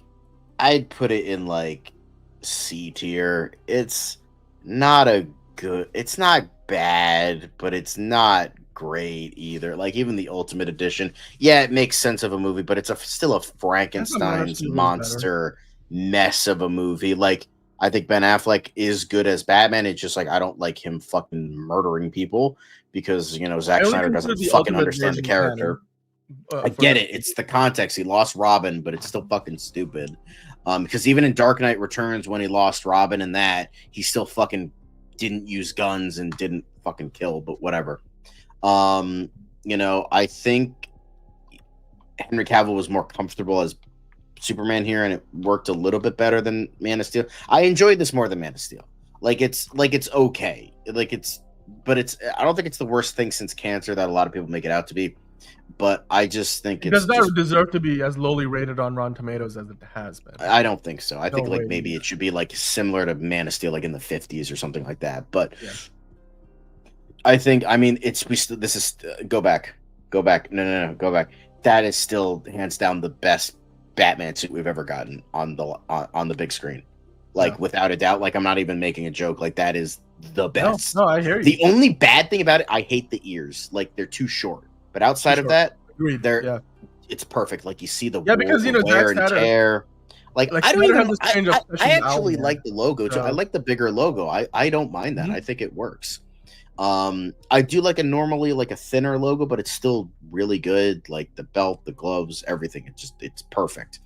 Yeah, Jimmy Olsen, man, poor Jimmy. But yeah, but like the action is pretty good. It's just The stupid Batmobile story. also, it's like taking the Tumblr idea and then kind of mashing it with like the old school Michael Keaton one, I and guess. then just scaling it I up to don't be even mind more Jesse menacing. Eisenberg as Lex Luthor. I don't think he's I don't think he's Yeah. the worst thing since cancer, but I like get the vibe they're Worst going for. quality I still stuff. don't love it, but like it still worked, and I don't think he was that bad. But I think yeah, no, I think it's S tier too. I wish they were a little bit longer. That's all. But I think it had a lot of good in it. But it's not a lot of good, but it has some good in it. But it's just like it's for the most part a very mediocre product. It's better than Man of Steel. It feels more comic booky. It still has like a decent vibe to it all.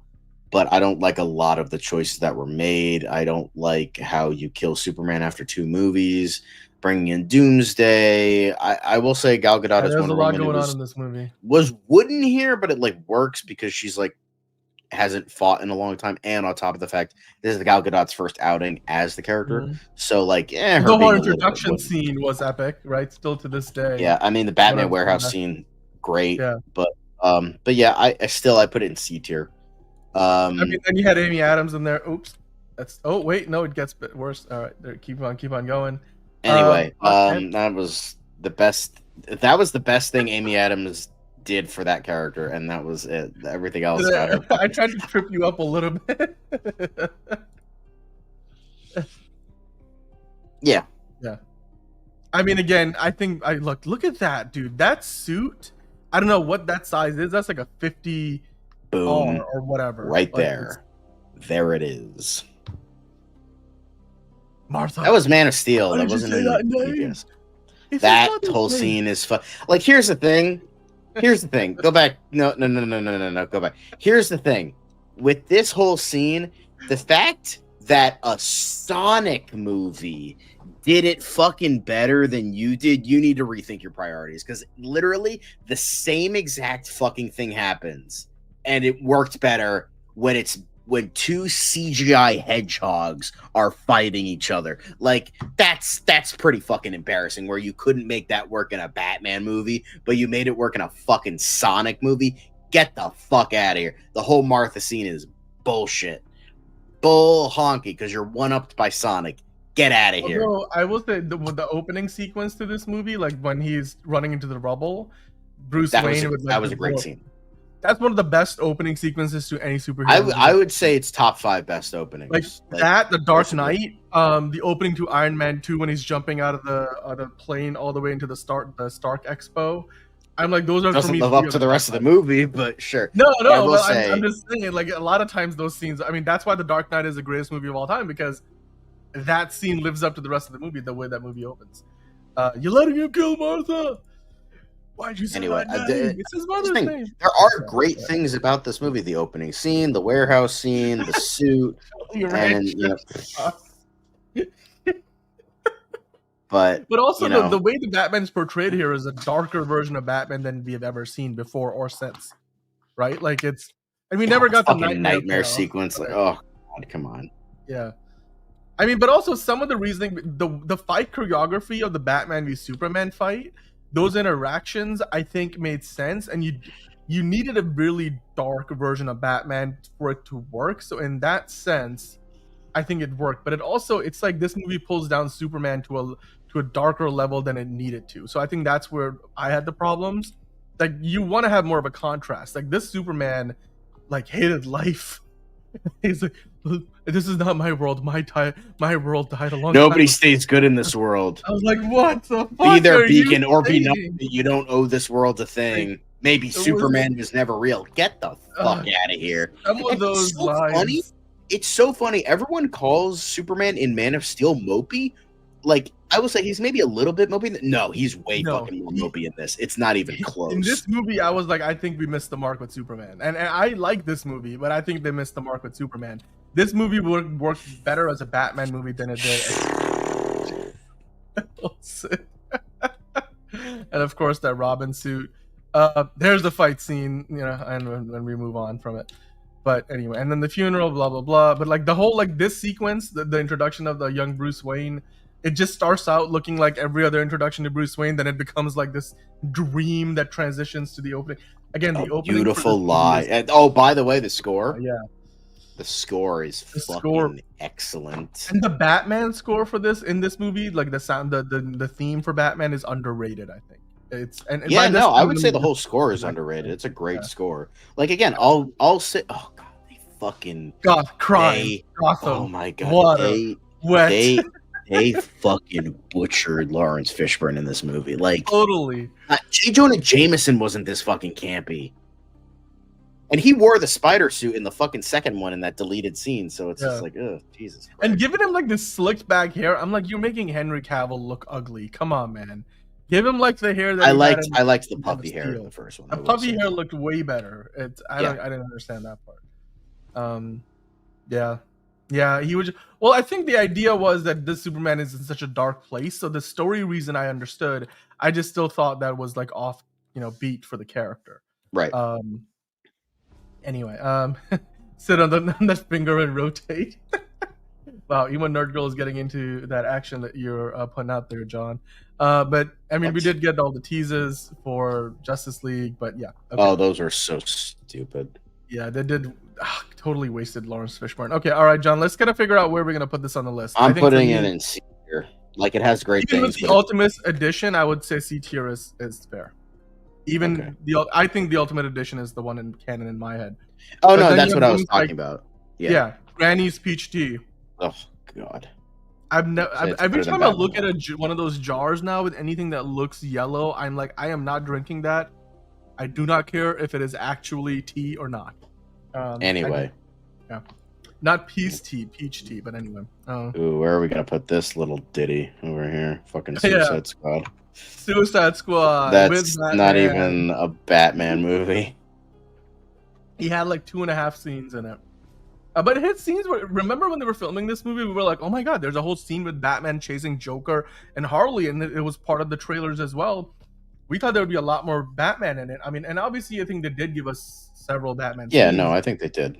But I think anybody who thought we were going to get a lot more Batman, as like a featured character was probably kidding themselves. I think it was more of an example of this Suicide Squad movie made sense being a part of the same universe as the 2 movies before it, much more so than pretty much after this, the DCEU like went completely off the rails, because then everything else that came after it thematically, because both of them were not the movie that they want. Like this was a huge bomb, and then they Batman vs Superman didn't make $1 billion, so it was a failure.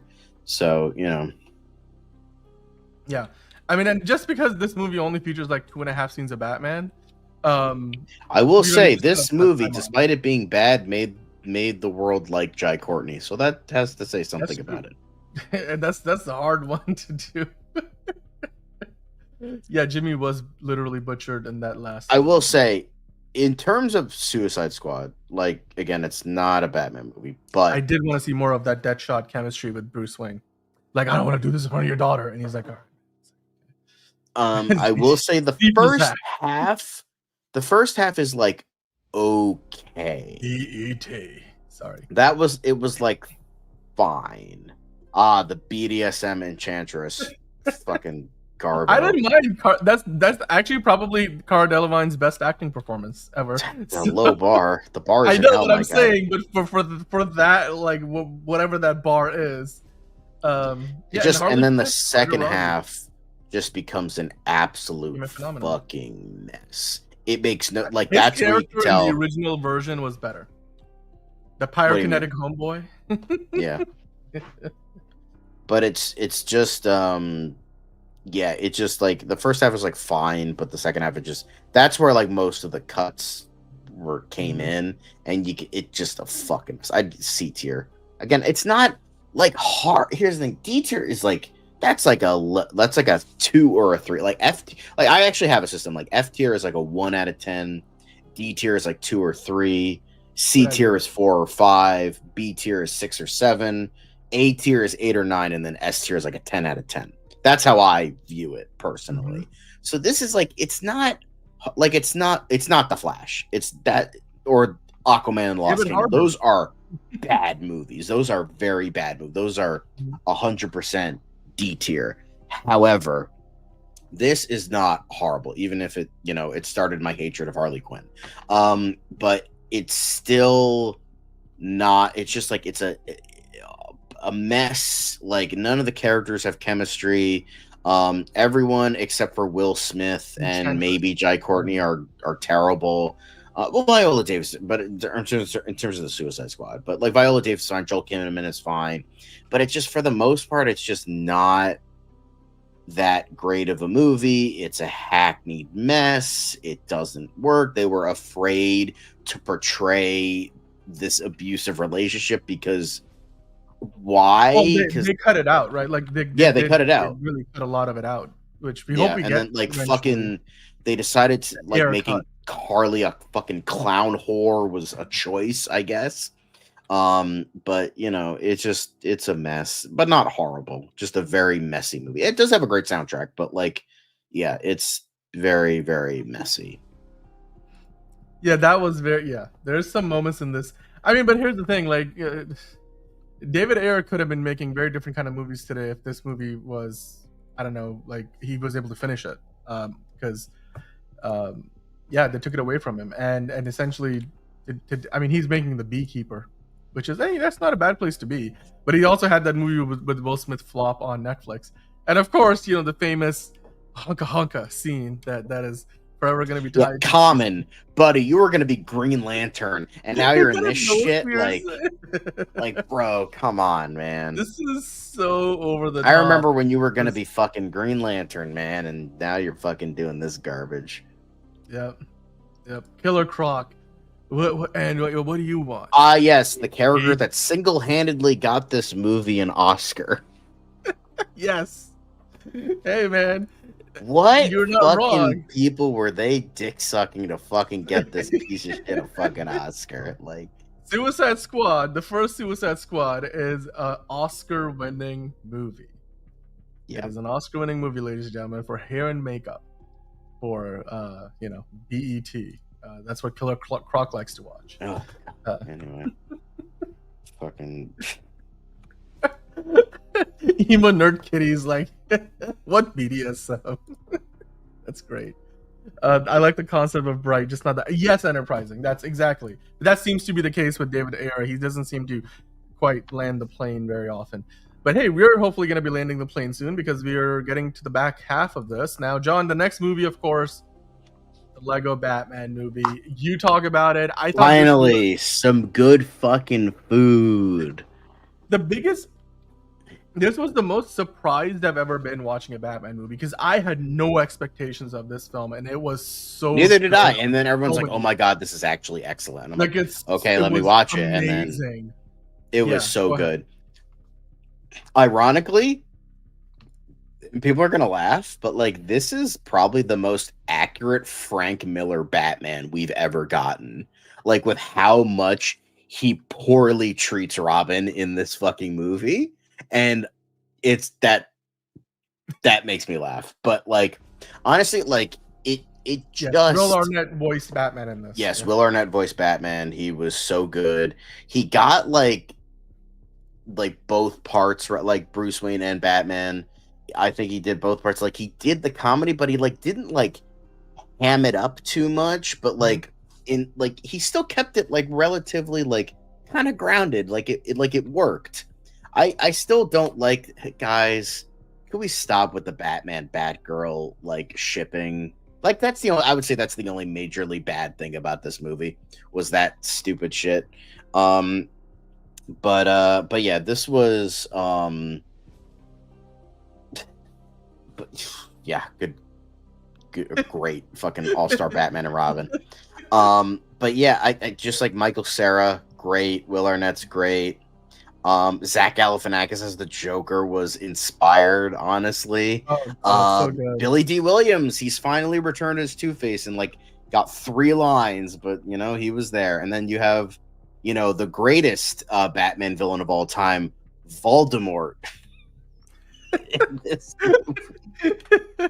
Like it's just one of these movies that like it shouldn't work, but it works. You know, it gets all the campy aspects, it gets all the darker, grounded aspects, it gets all the good character moments, it's got good action, and it that went feels like a viral before good the movie came out. cartoon, like Yeah. Lego movie. Like it's like every aspect is great. Like I straight up like I think everything about this movie worked, and the animation is fantastic. Like I like the relationship between all these characters. Like I like how Alfred dresses up in the Adam West costume towards the end, and I also like how he couldn't voice Voldemort in this movie because Ray Fiennes was voicing Alfred, so that was great. But yeah, No I think secret camera. Yeah. but the comedy works, the drama works, like everything about this movie. Like it's Yeah. I wouldn't say it's perfect, but it like again, similar with the Adam West Talked about that. Batman movie, it like everything it sets out to do is great. And you know what? I'm cool with that. The lobster thermidor sounds great right now. Yeah. Yeah. But not microwaved. Yeah, and then the whole Batman, the new video game they just announced, the Lego Batman video game. Yeah, we were just talking about that. Yeah, on DCU Daily. DCU It Daily. very much feels inspired by, you know, what they did in this film. So, and even the relationship between Batman and Joker, I feel like they were able to take it in a direction that a lot of the live action movies nowadays, because they have to be so dark and mostly grounded, can't go. Where you play it up a little bit on the hammy side, but then at the same time, there's Also like how like like it's they both are Batman yin is and yang. Robin's outfit. I thought that was great. The way, And yeah. you know, one of the best like adult jokes in the movie where they're like, "Hi, I'm Richard Grayson, but the kids at the orphanage call me Dick. Kids can be cruel." Kids can be cruel. It was yes. I fucking love it. MPG is like, I shall give it a B. Release Robin's like, "Ooh, but now we're talking, now we're grooving. Come Now on, we're Batman, grooving. let's get moving. Do it. I can only look you in the eye right now." I want to watch this movie again. I want to watch it again, and with that, it's so good. S tier. It's better than the Dark Knight. Okay, it's not better than the Dark Knight, but I do agree. Put it in A tier. I'll put it in A tier. Do you collect Legos, John? I don't. I really do. collect. They're in my basement. But yes, I haven't done a Lego. I will say the one Lego thing I've done recently was like was it earlier this year? Or no, it was last year. I did get a Lego set. That was like the first one in a while that I've actually done. Rip. Yes, thank you, Ender. Okay. Fucking Michael Moving on. Cera's Dick Grayson. Perfect. Anyway, now we get to garbage again. That isn't Batman. Anywho. Come on, there's Batman. He's right there. There's a shot, John, right there. He's in the middle, right there. He makes he sets up the team. You know, Ben Affleck's Bruce Wayne crisscrosses the world, goes and finds. There's the shot right there. Yeah. And he's like, "What's your superpower?" "I'm rich." You know. See that movie? There was some fun aspects to it. Like some of the jokes landed. Some of them landed. But I mean, hey, the theatrical version of Justice League, John, as we remember it, the Joss Whedon version of the movie, which was still like some parts, Zack Snyder, a lot of part. Well, you know, they reshot, turns out, more than half the film. What did you think about Batman's portrayal here? Because I felt like they really sidelined Batman in a lot of ways. They had to like play down how cool of a character he is. They can make room for all these other. Well, yeah, because it's because Batman is the most popular DC character, and so they had to like give all these other characters that hadn't had time to shine. So they John had and I were to do talking that. about that actually. So yeah, and it's because of Universal. Fuck you, Universal. They got the rights. Warner Brothers don't want to. Anyway, that's the story. Easy, jabroni. Yeah.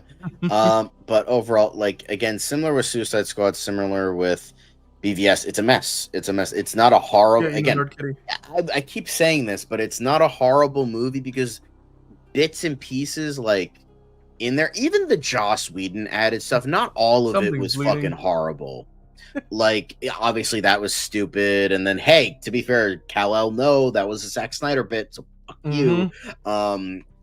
Remember when that happened? People were like, "Oh no, That's a Zack Snyder line because it's in the movie. Eat a dick, Snyder bots. Anyway, Yeah. but I will say, like, something that was specifically in like the Joss Whedon one that was not in the Snyder cut, and I liked it because the scene with Batman and Barry, where it's like he's like, I like Barry's like, I don't I've never really been do in this. actual I just battle push before. people and run away. Yeah. And he's like, but then you have like Batman, the first time that he's talking to a kid, like in his eyes as a kid. And this is the first time he's like mentored a younger crime fighter.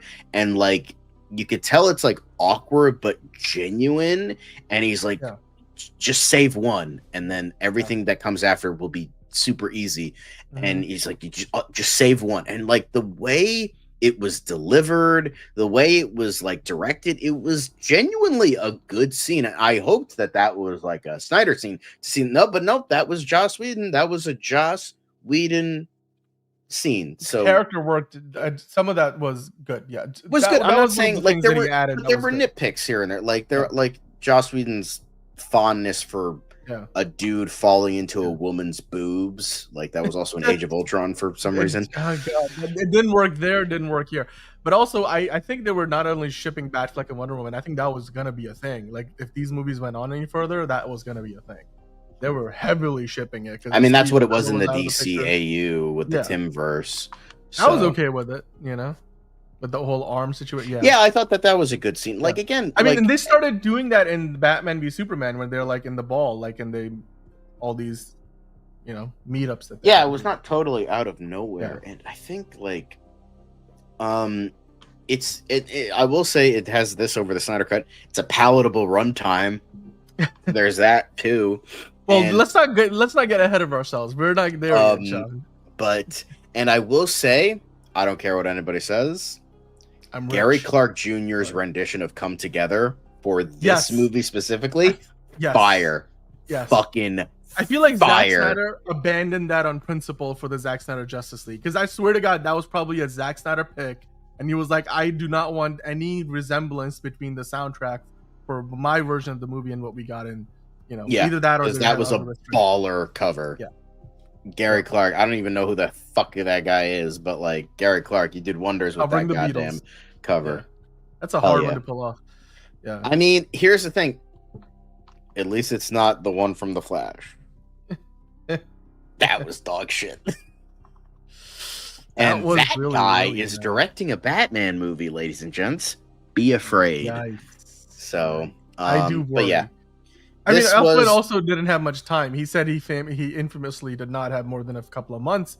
And so he was like, I don't have time to make original music. I'm just going to go pick up what I already had and try to mash it into something that sort of works. But then he picked out all the music that was not part of that iteration of the franchise. So I don't know what the thinking behind that was. But anyway. But I just think it's, again, not horrible, but very much a mess. But you could tell that it's like the heart of it is in there. So, yeah. You know, I'd put it in like C. I put it in C. It's, you know. Yeah, I think that's fair. C-list movie overall. You know, that's like the only DC. This is the thing. To this day, I don't know what they officially considered canon. I hope it's Zack Snyder's Justice League because it's definitely an improvement. So let's talk about it, shall we? Zack Snyder Justice League comes out in 2021. The famous Snyder Cut. They spent an extra $70 million making it, and of course, you know, some things were kept, other things were not. And Zack Snyder famously, you know, went back and even reused some unused shots from the Man of Steel, even like, you know, that sequence with Darkseid in that dystopian future. More of the nightmare teases. You got some, you know, better character developments for Cyborg. You got a more nuanced iteration of Flash. You definitely got a lot more Henry Cavill. Superman. 20,000 times better iteration of Steppenwolf. And then, of course, Batman felt more like the version we met in the previous movie. Whereas I think, you know, there were way too much in terms of just unnecessary humor. Despite, like you said, there were some couple of, you know, nice moments that Ben Affleck had in the theatrical version. How do you look at this version of Batman and Zack Snyder's Justice League, and how do you rate it compared to, well, I guess all the other ones, but especially the previous Justice League, the theatrical version?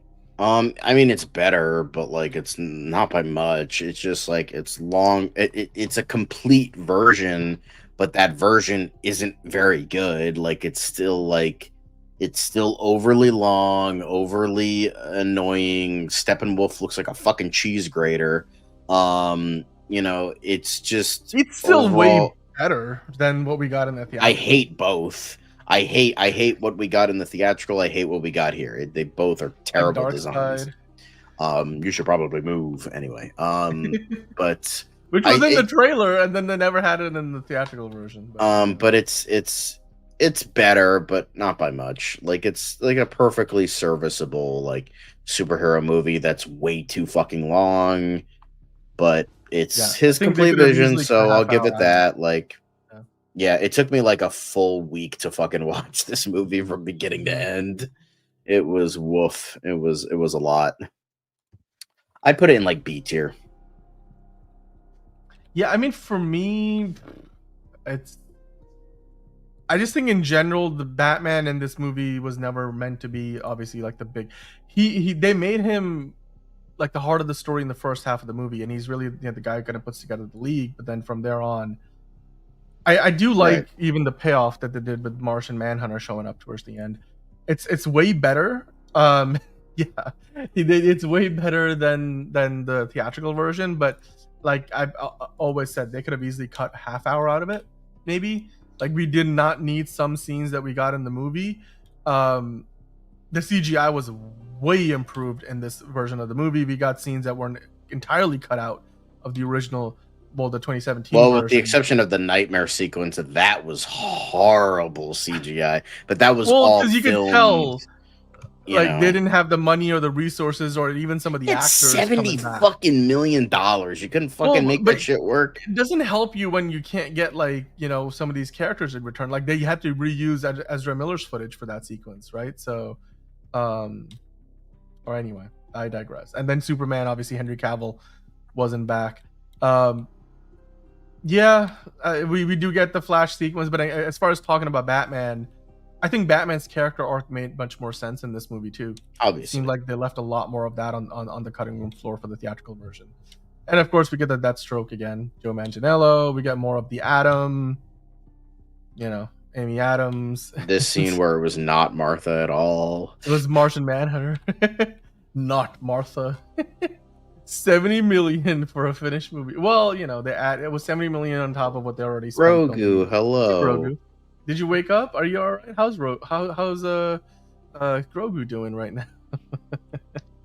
Honestly, that was a great scene. Flash but like, it is. Yeah. The dialogue was a bit cheesy, or at least the delivery of it. But I think that rest of the way it was shot, the way it was, choreographed was amazing.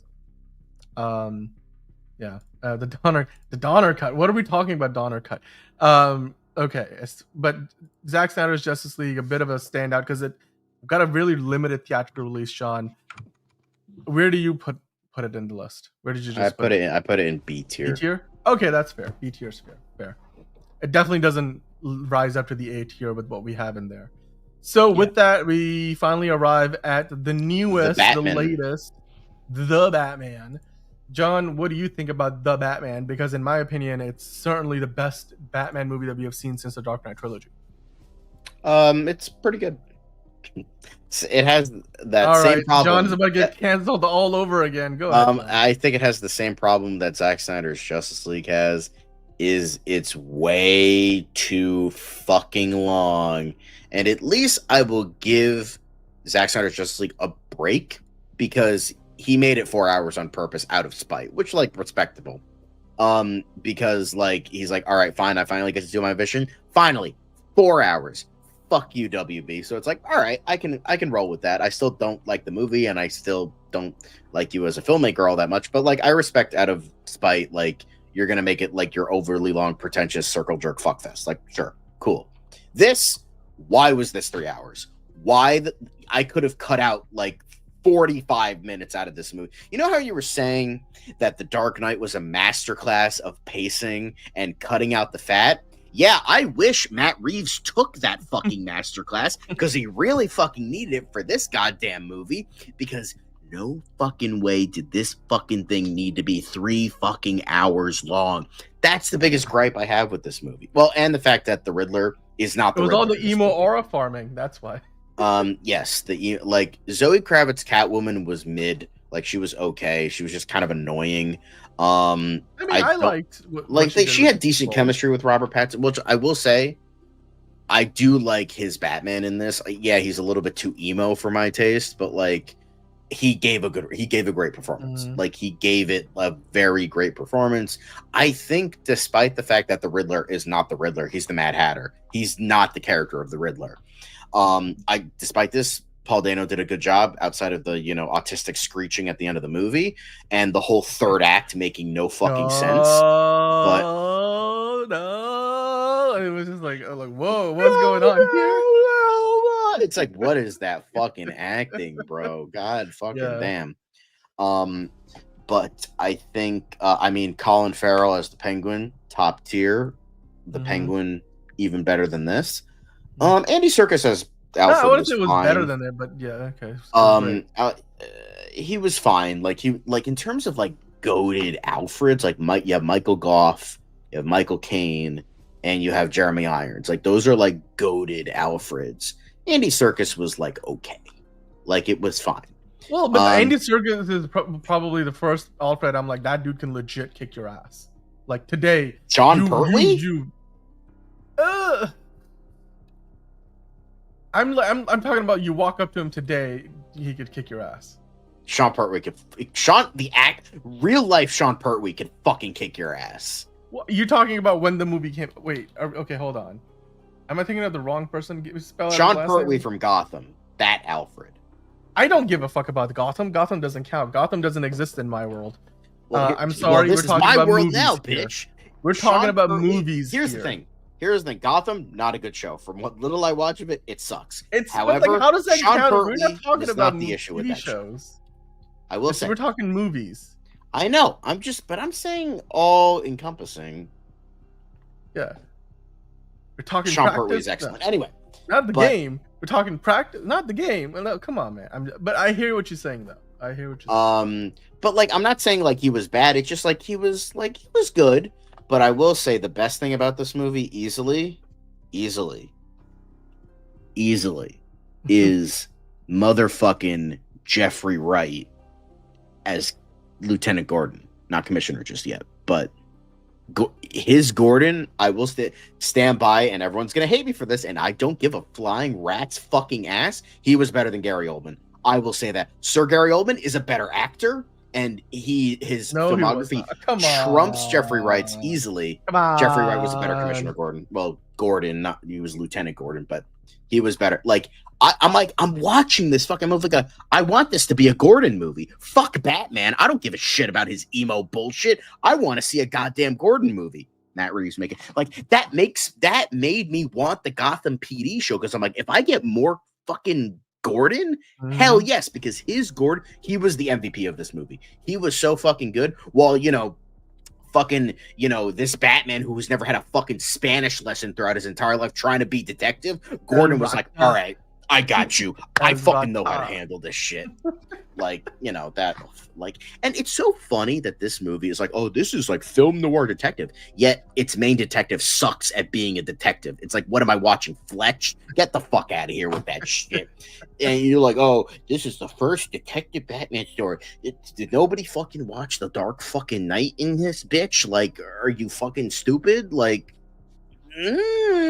I don't get that. That scene was hilarious. We're like, hit me in the face. Like, tell me what I do. It's like, I'm just like, okay, cool. Like, that was just. But it's just like him, like. Yeah. Thank you, Brogu.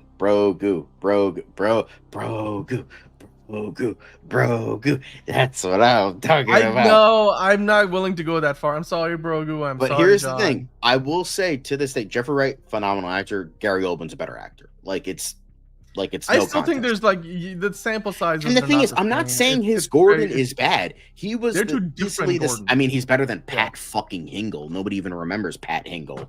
But Gary Oldman's easily the second best. However, Jeffrey Wright's better, like No. because he I carried the still think movie. I still think He Gary carried Oldman- this overly long circle jerk. That's not true, dude. This is the best Batman movie since the Dark Knight trilogy. Like I kind of flop between the Dark Knight Rises and the Batman being the second best Batman movie, but it's. I mean, honestly, the cinematography is one of the best that we have seen. He's not coming back, but you know we can get somebody. Most better. of the reason, yeah, I know. Well, yes, but most of the reason why this movie fell slow was because, again, like the whole emo aura farming that Dark Elite Eric was talking about. Because hey, people gotta stop aura farming unless you're so Mr. Terrific. Mr. Terrific could get away with it, but like, but the fucking thing is, Snyder Superman, Reeves is Batman. Stop aura farming, please. Like part of the reason why they did that, I mean, it matched the vibe. Like it was like that iteration of Batman and what he is and what he represents. Apologies, and how that he Fletch moves. was the first thing that came into my head, but yes, Monk is the superior detective. Apologies. Like it's just this iteration of Batman. He moves slow. He's in the shadows. He's vengeance. There's a more raw version of Batman. I think the story fit the description. I personally don't feel the runtime as much. My first time watching this movie, I had a much more adverse reaction to it because they were trying to play it up as it's better than the Dark Knight. I don't think it is, but it's certainly probably the best effort since the that Nolan era. And the movie works well. I respect it because it's Matt Reeves' vision. I'll give them that. Yes, and it just feels like you said a singular vision, and it's done in a way that played Commissioner Gordon in the Burton and Schumacher movies, but he had like no role, so yeah. And then this movie, in a lot of ways, is darker than even the Dark Knight films. Like not just visually, but also thematically. Like the story goes to darker places than even the Dark Knight did. And like the underbelly of Gotham, the mob that basically in the Dark Knight you could see they're fighting him in the courts and stuff, and Batman goes all the way to Hong Kong and stuff. But here you see how much and how deeply entrenched the corruption is, and how much of the city of Gotham is controlled by the mob and even the corrupt police force. And it's just I personally thought this movie was great. The Batman Part 2, I think if it's as good, if not better than this movie, could easily make $1 billion because of how this Batman movie made like almost $800 million. Like, and it came out at a time when we were just exiting the pandemic in 2022, no less. I mean, yeah, we might not get the sequel to 2027 or who knows till when. I mean, if they move it again, I hope not. But I love this iteration. I love the trailers. They're some of the best cut trailers. I think Robert Pattinson surprised me in a lot of ways.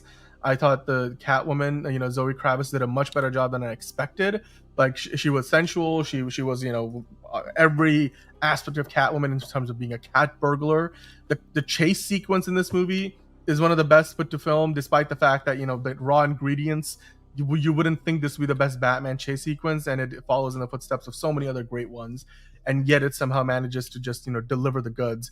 I thought the Riddler was a little uneven at times. The third act was surprising. I love Andy Serkis as Alfred. There's so much more to be had there in terms of like what they can do with him. I mean, Frankie, that's your opinion. I still think the Nolan era holds up well. It's also maybe I'm kind of biased because I lived through those movies when they came out. But yeah, and we wouldn't have Colin Farrell's Penguin if we didn't have this movie, right? So, and this sequence right here, single-handedly, I was such a Nolan diehard when I watched it the first time, and then after that, I was like, you know what, this is actually freaking amazing. I can't deny the greatness of this scene. It's not better than The Dark Knight, I agree, but it is certainly one of the best Batman movies ever put to screen. And this sequence, the way they shoot this, John, in real life, they shot it on a piece of highway they kind of just blocked off, and I think they put this thing together. Like the rest of this is obviously you can't even see what's beyond the horizon. Right. It's really well made. It's so well made. And then they've shot parts of this in a volume, like he's sitting inside a car in a volume set, and then they mix it all together with the other stuff where they're actually on a set. Mm-hmm. The car, the Batmobile, is somehow the most unassuming yet intimidating version. So yeah, for a lot of people it was their first movie back from the pandemic, like going to a movie theater. I personally don't feel the runtime. And yeah, I mean, did. like I felt it was went very to see slow it in the 3 second times. act. And so yeah, again, I think that's relative, but hey, the Batman, John, how would you rank the Batman? Again, I'd put it probably in B tier, like, but I know I'm not going to win that argument. So, I would, yeah, it's B tier. It's a good movie, but it's very overrated. I liked it when I first watched it. I thought, oh, this was phenomenal. But the more I thought about it, the more I didn't like it. I've seen it multiple times. I would probably have given it a B the first time I saw it, but I definitely think it's, in my opinion, this is got to be the third S tier Batman movie. It's that good. I mean, Would you be willing to put it in A tier or no to even it out? I think it's. I want to say I think this is S tier. Okay. I just think it's I think it's that good of a take. It's I don't know. I mean, Enterprising considers it an A. Frankie says great balance of comic book and realism. SS tier. Brogu gives it an S tier. He saw it 3 times in a movie theater. There you go. All right. Well, that completes our rankings. The Dark Knight, the Batman, The Dark Knight Rises, all in the A tier. Oh, sorry, S tier. So we got 3 S tiers: the 2 Dark Knight movies and the Batman. Then you have Batman Begins, Judgment. 89 Batman, Batman the movie from 66, Batman Mask of the Phantasm from the 90s, the animated movie, and the Lego Batman in A tier, Batman Forever, Zack Snyder's Justice League, and Batman Returns all in B tier. Then Batman v Superman Dawn of Justice, Justice League, the theatrical edition, Suicide Squad, which featured a little bit of Batman, and Batman and Robin all in C tier. We didn't have a D tier, John. Well, I put Batman and Robin in D tier, but you know. Sorry, yeah, I mean, I did kind of save Batman and Robin from hanging out in the lowly D tier. I'm sure others will not have, been so kind. Not when I filled it out. Anyway. All right, you want to take a quick look at what the folks yes, voted on so what far? I am gonna do is I'm just gonna quickly carry over everything. Yeah. So just gonna do that. While so John does that, what I wanted to quickly kind of pitch to you guys is, hey, you remember how we talked about earlier that you guys voted for this topic? Batman movies won out the vote for Tier List Tuesdays. Well, as it turns out, we have a tier list. We have a Fancast Friday poll running right now. You guys can go in there. You can vote for your choice. You currently have the picks between Brainiac, Power Girl, MCU Professor X and Magneto, and recasting Iron Man and Captain America for the post Secret Wars era of the MCU. And as you can tell, Brainiac currently in the lead, Power Girl falling behind. Earlier in the week, we had a tie at 38% apiece, so Brainiac has pulled ahead. MTG gave an S or else to the Batman. All right. Well, hey, I just wanted to pitch this. It's up there. If you haven't voted yet, go check it out. It's in the community section for Fancast Friday. Give it your best shot. Of course, Brainiac, it looks like he's been the bridesmaid twice, now finally in the lead. So it looks like unless this changes and Power Girl comes back to win, we will be doing a Brainiac fancasting on this Friday. Batman Begins should be S tier, says MTG. All right, John. Well, let's go over and let's talk about what the people voted. Yes. Where is Batman 66? Let's talk about it, Marco. So let's do it. So we're gonna go by our list first, and then we'll show up the most votes in the average. So this is the most up and down. You have 4 for S, 3 for A, 1 for B, and 2 for C. The Batman is fucking everywhere. That's crazy. So I didn't think it was that polarizing. Damn. Yeah. I mean, I don't think it's a bad movie. I just think could have been better. Then we have Then we have The Dark Knight. Thank you, MTG. I'm just gonna say this. Guardians had more S tier because it had only S tier. Well, The Dark Knight didn't. I just think that's interesting. I mean, I think a lot of people in the chat are saying Batman Begins is S tier. I personally was sort of between S tier and A tier. I think we averaged out to A tier, but this is Dark Knight. So 7 people voted S tier and 3 voted A. Then The Dark Knight Rises. This was a little bit more polarizing. 5 in S, 3 in A, 1 in B, and 1 in C. Then the Lego Batman movie, mostly A and B. Batman the movie, again, rock on for the one person who did fucking S tier. I don't know who you are, but I love you. I probably would have voted S tier, but I'll put it in A. Adam West But it was running around with mostly a A, then it was fake bomb in B, his then hands. Yeah. whoever's the one motherfucker who put it in C. Anyway, then Batman, mostly it's S tier, but a couple in A, one in B, and one in C. Batman was and me. Robin is S tier for Marco.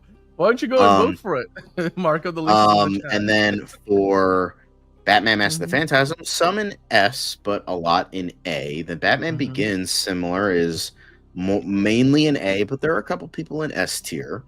And then Zack Snyder's Justice League, again, it's all over the place. 1 in S, 3 in A, 5 in B, 1 in C. And Superman Returns, this Ds. one is, more evenly spread. You mean to say Batman Returns? I think you said Superman Returns. Did I say Yeah, Batman Returns? Yeah. Just like I'm thinking about better superheroes right now. Oh, Anyway, come on, get out of here. so better movie. So S tier, 3, A, B, C. Boom, there we go. Leans Then towards Batman S&P. Forever is mostly B tier. The one Wow. motherfucker who put it in D tier, I'm gonna fucking fine you, and I'm gonna fucking end you. Like, get the fuck out of here. Anyway, but I'm glad it's mostly B tier. I'm glad for that. Then BVS, it's mostly C tier, but you do have the one person in D tier, Consensus. and then 1B, 1A, Suicide Squad, C and D fucking sucks. Donkey dicks, get out of here. Justice League, honestly, this one's it's interesting how like reverse these pyramid, two yeah. are pretty evenly Well, like I matched. mean, it's almost like this one leans more downward, the other one's more. Yeah, you can see the Yeah, but it's still like averages, it's interesting how like it's A and it still has an A, 2B, They're not- 3C. Right. 40, 1, 2, 3, 4. Boom, there we go. And then Batman and Robin. Get the fucking asshole who put in fucking A and B tier. Get the fuck out of here. Marco thinks it's S tier, so there you go. I mean, he didn't put it in S tier, at least not yet. Anyway, Uh, every second movie. I'm sure that's what they say. And then for the most votes, obviously Dark Knight, Batman. Frank, you put Batman Forever in D. There you go. Yeah, fucking douchebag. Get the fuck out of here. Yeah. Batman Forever is fucking. Batman Forever, I would put it fucking A tier if it was just that much better, but still B tiers or the D. Fuck. Oh, look at that. See how the Batman ends up in S tier there? There you go. And then Batman unfortunately ends up in S tier. Dark Knight Rises mainly S tier. The Batman mainly S tier. I think that's a pretty accurate reflection of the consensus amongst the main Batman Forever and Zack Snyder's Justice League in B. This C, and then of course where Batman and Robin belongs is D tier, and then Justice. And then the average vote is just everything kind of gets lifted. Dark Knight is universally the best. It's still S tier, but most part you have a lot of A tier stuff. Gotta love it, and then B tier. Zack Snyder's Justice League, Batman Forever, and then of course no D tier, but this is more. Well, when you get the averages, everything kind of like gets averaged out towards from the top down to the bottom up. Bottom, all together. that stuff. Yeah. The law of averages, that's as we call our it. list. Give or take, I would rank some things higher than other things, but lower than other things. Yeah, that's a pretty solid ranking. I mean, I think those three. I personally feel really confident that those 3 S tier movies are definitive S tier movies. I think maybe a lot of people who remember growing up with Michael Keaton's Batman, putting that 1989 movie in S tier. I'm okay with that.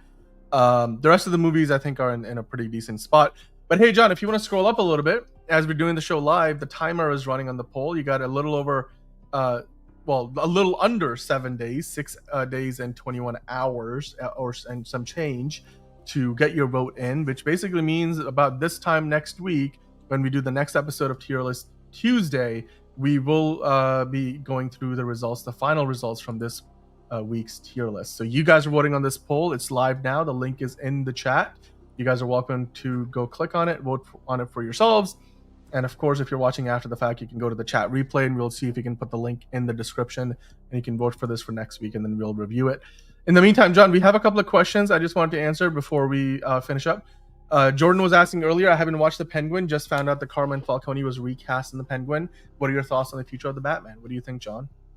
I hope it's good. I hope I like Batman Part 2 more than Part 1. But I will say The Penguin Show was phenomenal. I thought it was really good. I thought it was even better than the movie. So good on them. But yeah. Yeah. You guys in the comments, I mean, hey, soft spot for Lego Batman. I hear you. Lego Batman, I think, is an amazing movie. Justice League movies, yeah. Well, I mean, they've got Batman in them, right? Like featured role. Yeah, Batman was a well-made movie. The Batman. Not too late to change your vote. And Batman Begins. I don't know. I feel like A tier is pretty appropriate. Yes, and the Penguin was absolutely great. Okay, a couple other questions, John. Emo Nerd Kitty was asking earlier, are they going to make a rated R Batman? I don't think so. I would like to. I would like for them to, but the thing is, Batman is still like he's too all ages kind of bankable thing. So character. It's not impossible. I think James Gunn might lean into it potentially if he gets a really banger of an idea and a script, but I just don't think otherwise he would do it. All right. Is it worth seeing Batman 1989 in Dolby on Monday? Yes. Go see it. Go see it. Go see Batman Returns, do the double feature. It's absolutely worth it. I mean, if you did not get a chance to see it, obviously, when the movie was released back in 89 and 90, this is your chance to go see something that you probably won't get another chance for a very long time. So it's absolutely worth it. You know, just at least go check it out at least once. Support your local movie theater, John. Do you have anything else to add to that? I know you are trying to go check it out, right? I don't know if you actually got tickets to it or not. for what? For Batman? The Batman 89 coming back. No, I'm not fucking seeing that shit. Oh, okay, never mind. I'm going to try and see the Spider-Man movies in theaters, though. All three. Even Spider-Man 3. Gotcha. But I will be seeing Jaws when that gets re-released for the 50th anniversary. So I'll be seeing that. Yeah, and Enterprising's talking about the Elseworlds idea of a rated R Batman. I'm just saying, like, I know he's the actual Batman now, but I'm just saying, like, I would love to see Robert Pattinson in like a Gotham by Gaslight adaptation. Yes. Maybe that would be awesome. One of his movies might end up going in that direction anyway. Maybe the next one is doing that somehow. I don't know. You can adapt a story or elements of it, is what I'm trying to say. But anyway, hey, let's kind of finish up, John, by talking about the next Tier List Tuesday. We have a week to go. We usually give the folks the options. So this past week's options were, of course, Batman movies, which we ended up doing. Phase 1 MCU movies, which got 24% of the vote, the second highest. So I think we're going to bring that back as an option. Obviously, we did the Batman movies, so we're not going to bring that back. MCU trilogies, I think 10% of the vote. Is that enough to bring it back? Do you think, John? Nah, I don't think so. I don't think a lot of people want to see that. Spike Lee movies, definitely 4%. I don't think anybody would. That's probably a couple of votes at best. We're not doing best hero bulge. We're not going to objectify men for a fucking 2 hours straight. Get out of here. Brogu saying, am I wrong? But in the very beginning, when they created Batman, was he a vigilante and he didn't mind killing? That's why you would like. Yeah, I would say like Batman. The only time I would be like forgivable over the Batman killing was if it was like a golden age period piece Batman. You know? Yeah. Batman 89 and soon they can do that when that version of the character becomes public domain. So yes, or maybe give it to exactly Robert Eggers, or even Zach Krieger. Yeah, Gotham by Gaslight. Yeah, Frankie, that's a great comment. All right, so guys, let us know in the comments if you're watching live. Let us know in the live chat. Get in the comments down below. Let us know what you would like to see as the options. There's going to be 4 total. We know MCU Phase 1 movies is coming back because it finished second in the voting for this week's show. So next week's Tier List Tuesday is going to be MCU Phase 1 movies, and then we got 3 empty spots. What would you like for us to rank in the tier list? You give us your ideas. We will pick them up and we will drop them in the poll, and then the poll will go up tomorrow, and you will have just under a week to vote on it. And then based on what you guys tell us, we will be making that part of the options, and then we vote on it. Whatever option comes out on top, like Batman movies, that could become the next topic on Tier List Tuesday. Nightwing movie now, Gunn. Yeah, maybe. Maybe we could do a tier list of Supergirls, live action Supergirls. Not a lot of them, but that could be a good one. All right, John's throwing his hat in the ring. You guys let us know again, guys and gals. Anybody watching, let us know in the comments. What would you like to see on Tier List Tuesday for next week? MCU Phase 1 movies, and then there's 3 empty. A good one. Tier list of Green Lanterns, like the characters, not like adaptations. Just like I was like, you want to do Ryan Reynolds? No. I mean, like just Jon Stewart, Hal Jordan, Guy Gardner, Jessica Cruz, Simon Baz, Kyle Rayner, all of them. All right, and that chick from Far Sector. I don't know what her name is, but her too. Oh, okay. could do that. All right, cool. Well, we've got some options to pick from, and with that, guys, I think that's going to bring us to the end of the show. As always, if you're enjoying watching, hit that like button, and as John is pointing out, hit subscribe if you're new, hit the notification bell. We do appreciate it. It really, really does help us out a lot. It's one little click for you, and it's huge for us. Agrees. All right, Green Lanterns. We'll make that an option. All right, okay. So we're going to do a Green Lantern list. So that's going to be, well, we're not doing the list. We're putting that as an option on the poll. So it's not confirmed yet, but we're going to have a Green Lanterns, the list of characters, Green Lanterns, as well as, of course, MCU Phase 1 movies. That leaves 2 empty spots. So you guys let us know in the comments down below, or if you're in the live chat, we will pick those out and we'll work with those, and then we'll get to vote on it starting tomorrow until next week. And with that, John, I think it's time that we wrap things up, since this was another DC heavy tier list Tuesday. Why don't we rock it up with James Gunn telling us to do the big one, as he likes to say, don't forget to look up, as well as, well, you know, I think this show, as many of our shows recently, they've all been blessed from the beginning. It's another project that's been blessed from the beginning. There's the shot right there. That. Okay, we don't need to see right there. Hey, buddy. Eyes up here. Now you want to get nuts? Let's get nuts. Here we go. Victory mine. Ask me how am I doing? I'm telling you, really, I'm doing sublime. I never wait in a stewardess line. I just go do it. I'm moving my time. Really had nothing to do with it. How am I moving? I'm moving like you want to shine. Follow my lead. Don't listen to lies. I had to put me all in the line. That's why I know that victory's mine. I prefer Jared Leto. Hunka hunka.